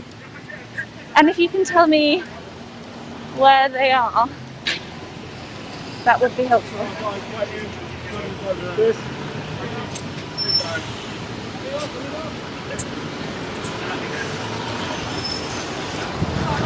No problem. Okay. Carry on talking.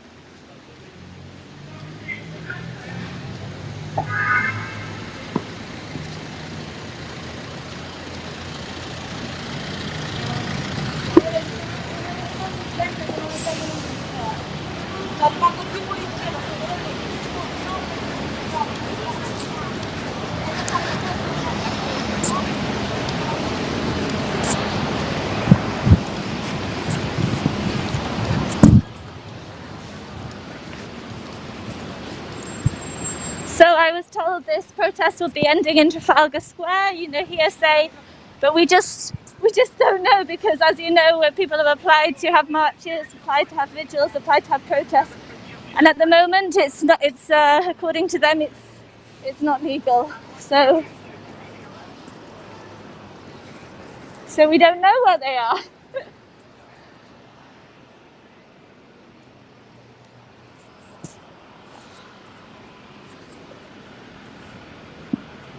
Okay, so I'm headed down Whitehall now. Heading down Whitehall, we can see that some police cars have blocked off the top of the road. We headed up here a few hours ago and the street was completely full of people marching up here. I'm not sure if Shell's listening, but if she is listening, let me know where you are, Shell, and I'll be headed straight towards you and stuff. Okay. No problem. No problem.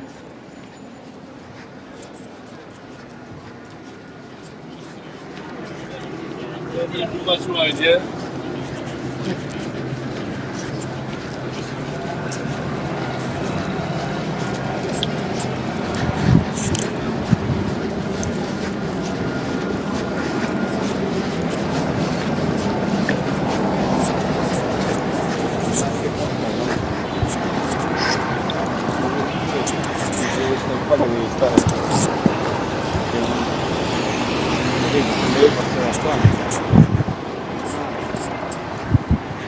Would you like to say a few words to camera of why you've come out tonight? No problem.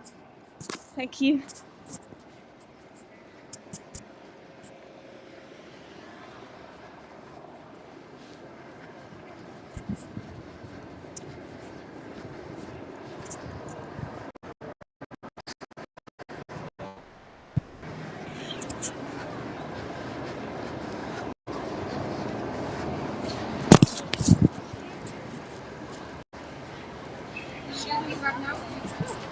I think we're revising the plan. Hi guys, I'm wondering if you know where the rest of the protest has gone. Yeah, they're basically going back to where they started.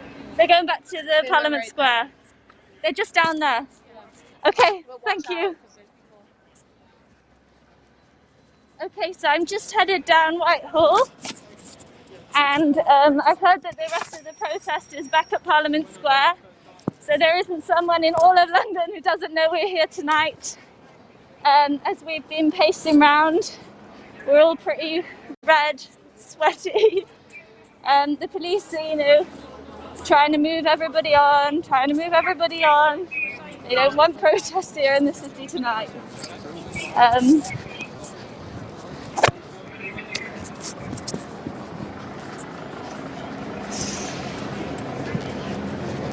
Oh, okay. I'll, can you like...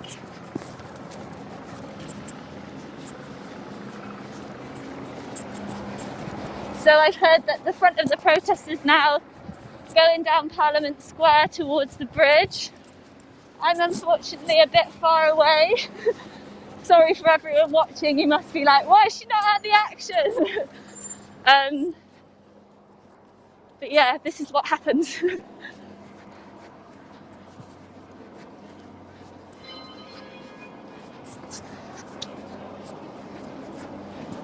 Ah, okay.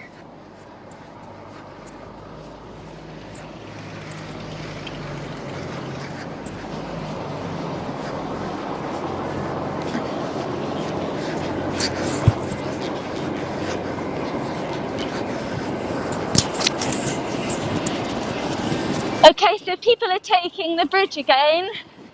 You can see the buses slowed right down there.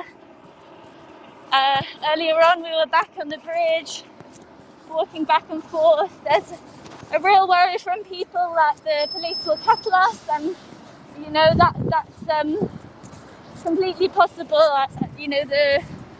The student protest in 2011, they kettled the students on the bridge. In Lambeth Bridge, some of you watching will remember there's lots of bikes peacefully going over the bridge. The police kettled everyone and confiscated their bikes. And it's just really important that the health of protest is maintained, because without this right, it's not really a democratic society. So, right, here we are I'm just passing number 10 Downing Street. So, Boris will be in there, and wonder if he'll issue a statement about what's going on today, and, maybe he'll U-turn, maybe he'll realise what a dreadful decision he's made, because really this is just going to back stronger.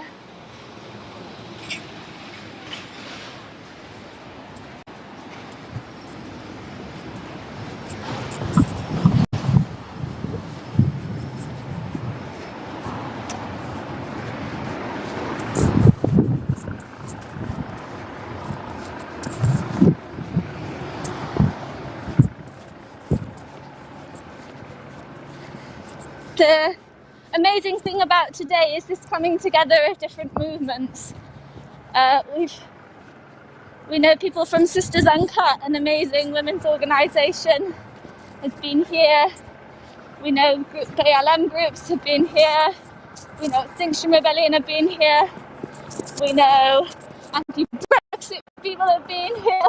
Different groups coming out and protesting, whether it's the racism in our society, whether it's the complete disregard for, the one planet that we have, whether it's the sexism that is still, very blatant in our society today.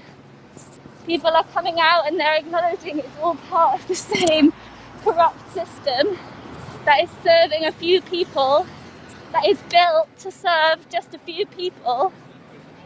And they're saying, you cannot take away this right to protest, because this is the only way we're going to upgrade our democracy and manage to build a society that's working for, not just a few people, but for us all, and the planet, and other beings. So Yeah.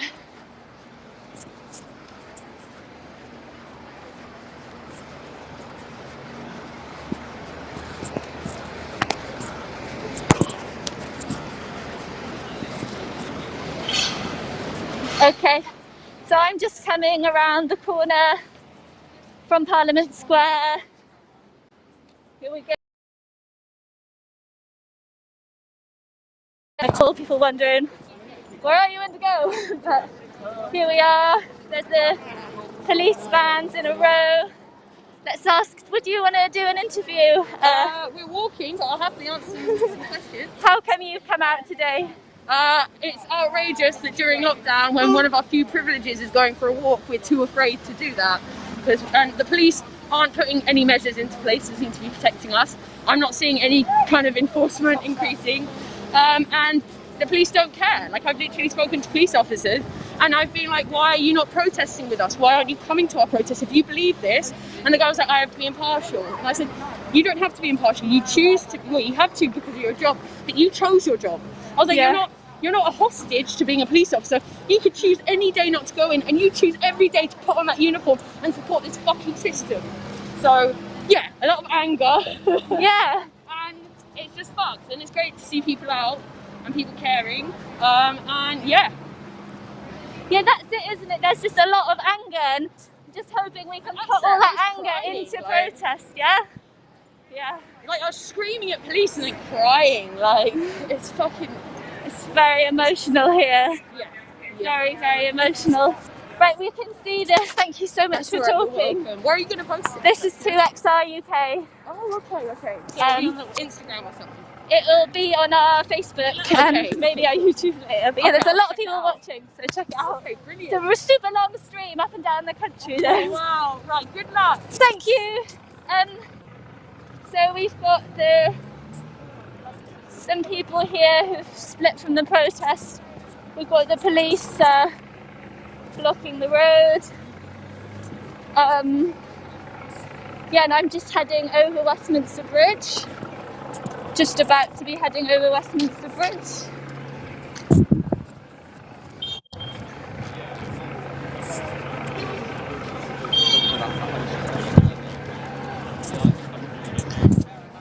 I think I'm gonna, assuming as the police are blocking the road, I'm gonna take the executive decision to walk up the middle of the road. Whose streets? I want to hear you say our street. You know, there's the London Eye. That's the view everyone comes to London for. You know, there's Westminster.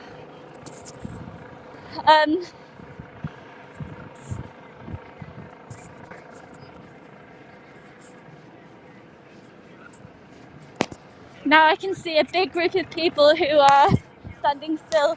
Hey, do you want to? Oh, hey, here's Shell. You've heard everything from. We're actually probably about to head now, so there are still a group up there that are heading on. But they're still walking. Well, there was police in the bridge, and I think they've just continued walking.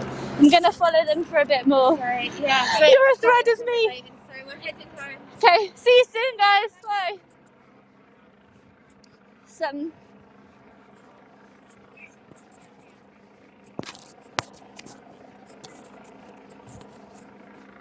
I can see a complete block across this bridge. If they look out of the window from Westminster, they're sure to see this too. Yeah, I can confirm it's completely static. So, you know, what do we do when we're living in a system that's you know, complicit in such crimes? You protest, and how do you do that? You disrupt the system. And it's with this disruption you're going to force change. You know, change isn't going to happen when a lot of people agree with us, which is what it is, but it's good only if we force that change by disrupting that system are we going to achieve what we need to achieve. And the stakes have never been so high. So, wow, I can really feel this atmosphere is really still, really calm, really peaceful. You can see a lot of people here are lying on the ground. It's really dark. I'd say, well, I don't want to guess how many people. Together we shall march.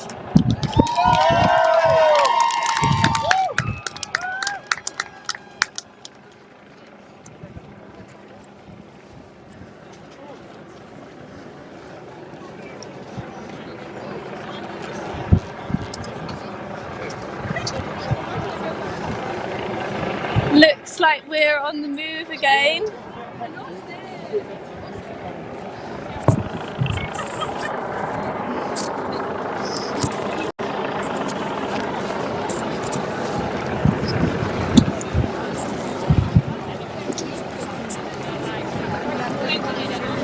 There's just so many things right now, like this bill.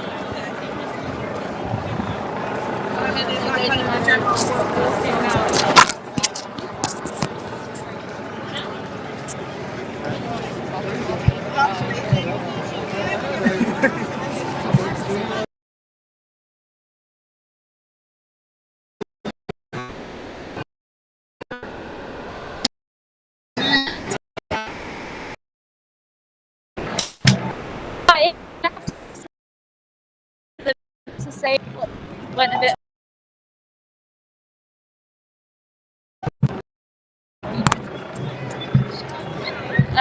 Lad, could you repeat that?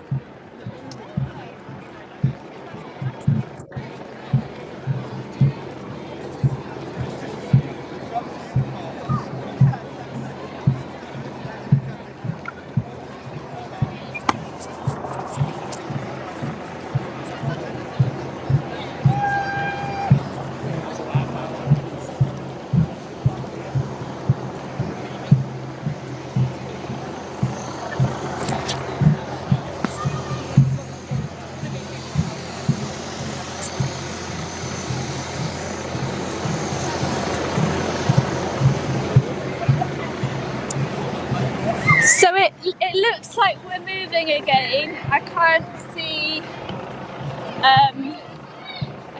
police from where I'm standing. The energy's still pretty high. Obviously the protest has been going on for a long time now. I think I'll stick around for a little bit longer, but yeah, for everyone listening, if it amps up a bit more, I've got a few court cases on my shoulders already, so I won't stick around till the very end, but really will be standing with everyone who continues pushing this message around the streets.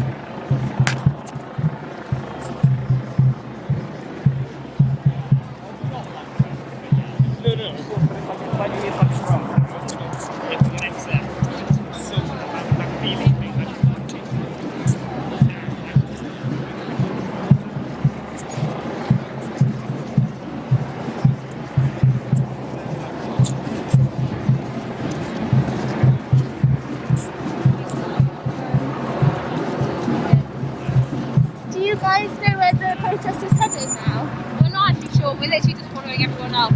Yeah. Do you want to say any words to camera? I'm live streaming at the moment. No. No problem.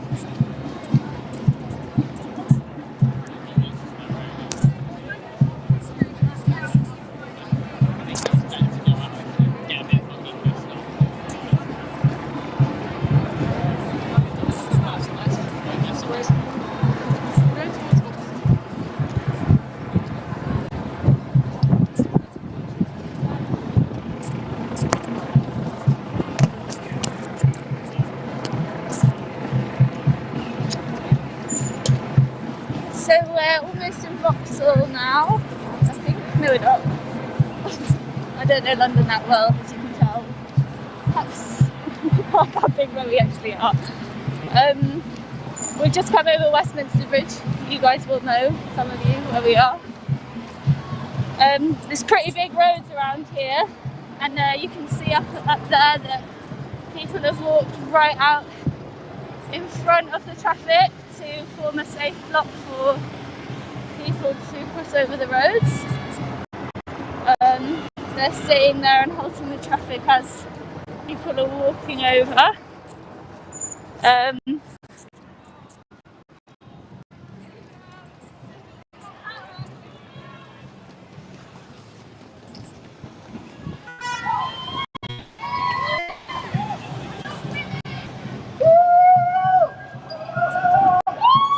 So you can see there's still a lot of people who are, as you heard when I was speaking to that girl a bit earlier ago, people are pretty angry about the situation right now. Disobedience is the planned liberty. What a great sign put there.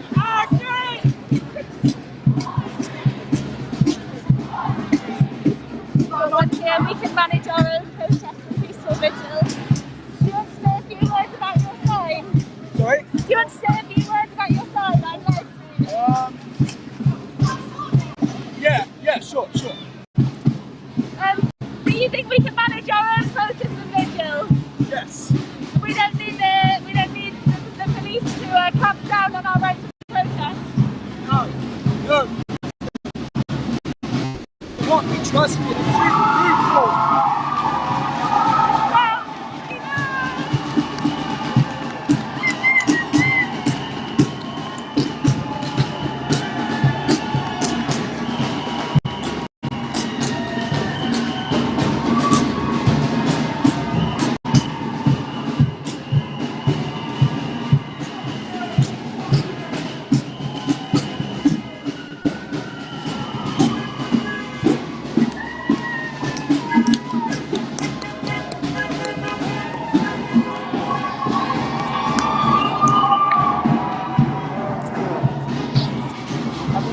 Do you want to say anything to the camera?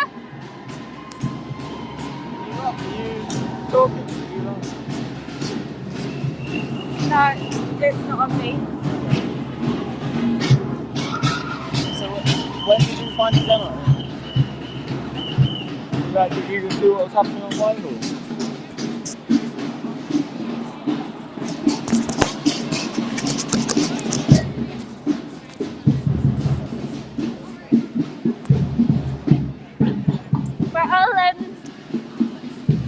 I'm not sure where we're walking now. Can I ask where we're walking down now?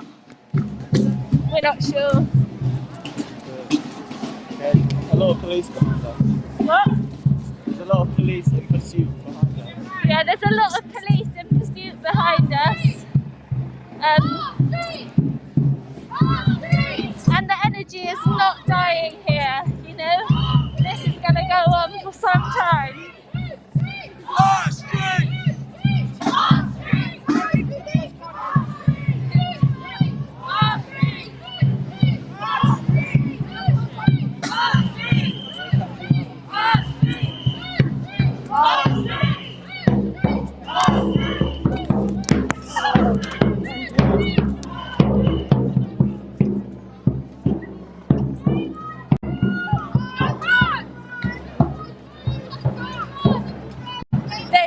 There's people running now. A lot of youth activists out today, like amazing to see, you know, how politicised youth are, you know. I think that there's a real change coming after seeing the climate strikes. Really hoping that they're going to come back in full force strong after this lockdown, because, you know, we just know this is the most effective way of creating that non-linear change that we need to see within our lifetimes. And like, you know, why are we protesting? We're protesting because we have never seen a rate of extinction like this ever before. We have never seen the weather patterns changing in this way. We're getting notable people from the IPCC, from the UN, saying that, you know, if climate breakdown continues, we could see mass starvation, flooding, failures. And like we've just seen with COVID that our system is not prepared. You know, this just-in-time economy where everything just runs smoothly, it's all really fragile, it's all really in the brink. And we need to create a system where we can reverse some of this ill that has been done to the planet, and the only way we're going to do that is by having a democratic state. And today marks the beginning of this erosion of this right that we have to be able to protest. We've got helicopters going overhead, we've got police tactically running behind us, and what sparked all of this, the bill, but also the killing of a woman by a policeman. So no wonder people are so angry. And also dancing. I'm not gonna lie, they're also dancing.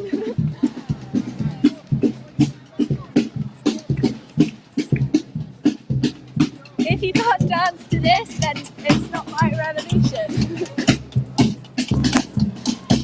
The drums are still going, big up to all the drummers out there listening. The samba band is the lifeblood of XR and of so many protests. And thank you for all that you do. People are quickly moving off the roads as we've got an ambulance that's behind us. And they're calling to let it pass as quickly as possible. It's actually not got any flashing lights, but it's very good that we let it pass as quickly as possible. Big applause there.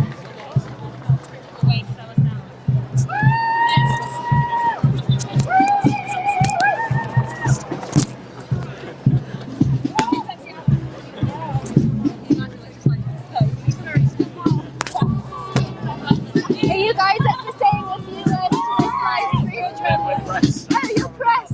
You're very opinionated people, but we're just very tired.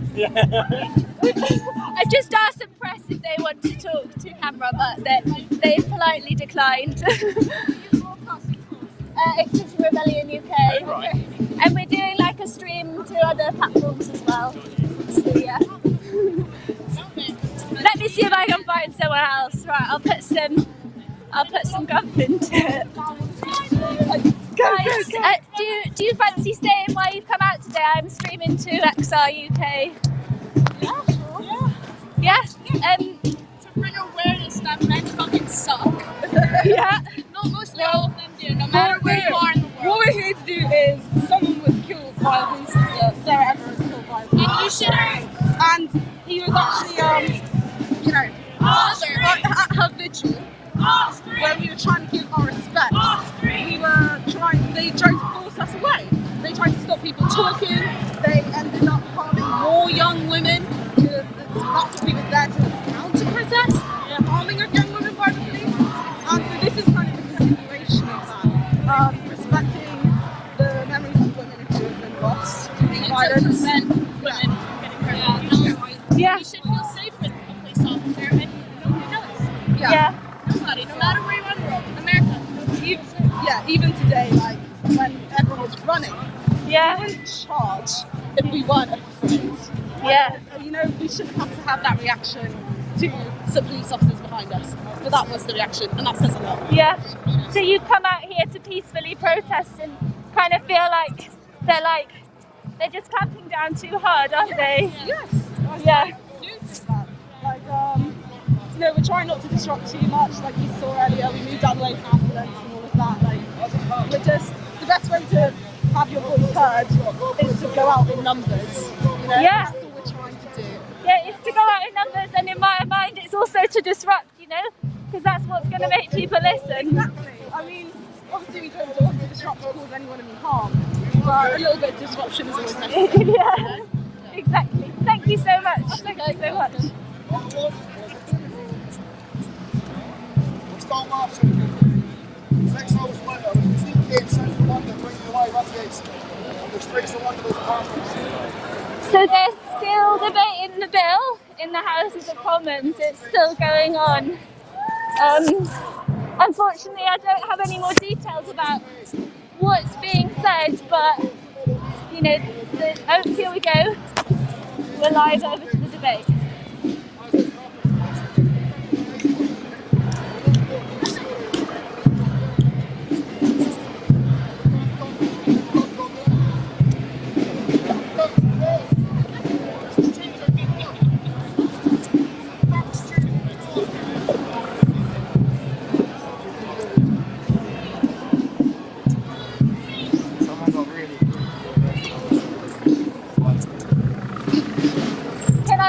Can I ask you about that?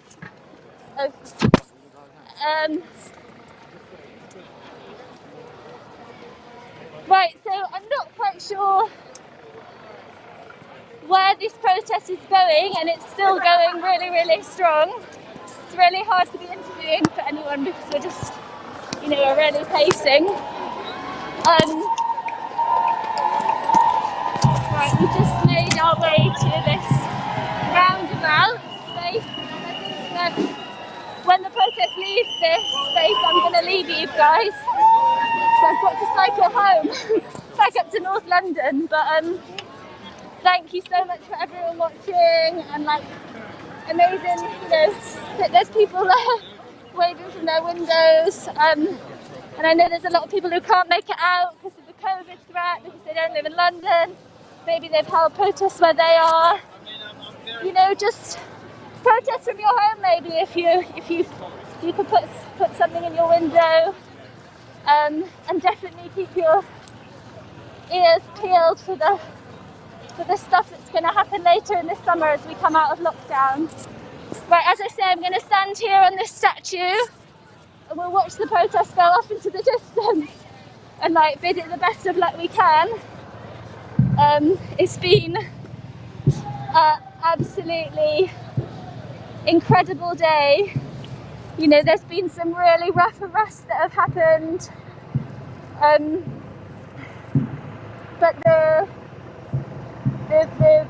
energy of this march and this movement and how it sprung up out of the dead of lockdown, it's just incredible.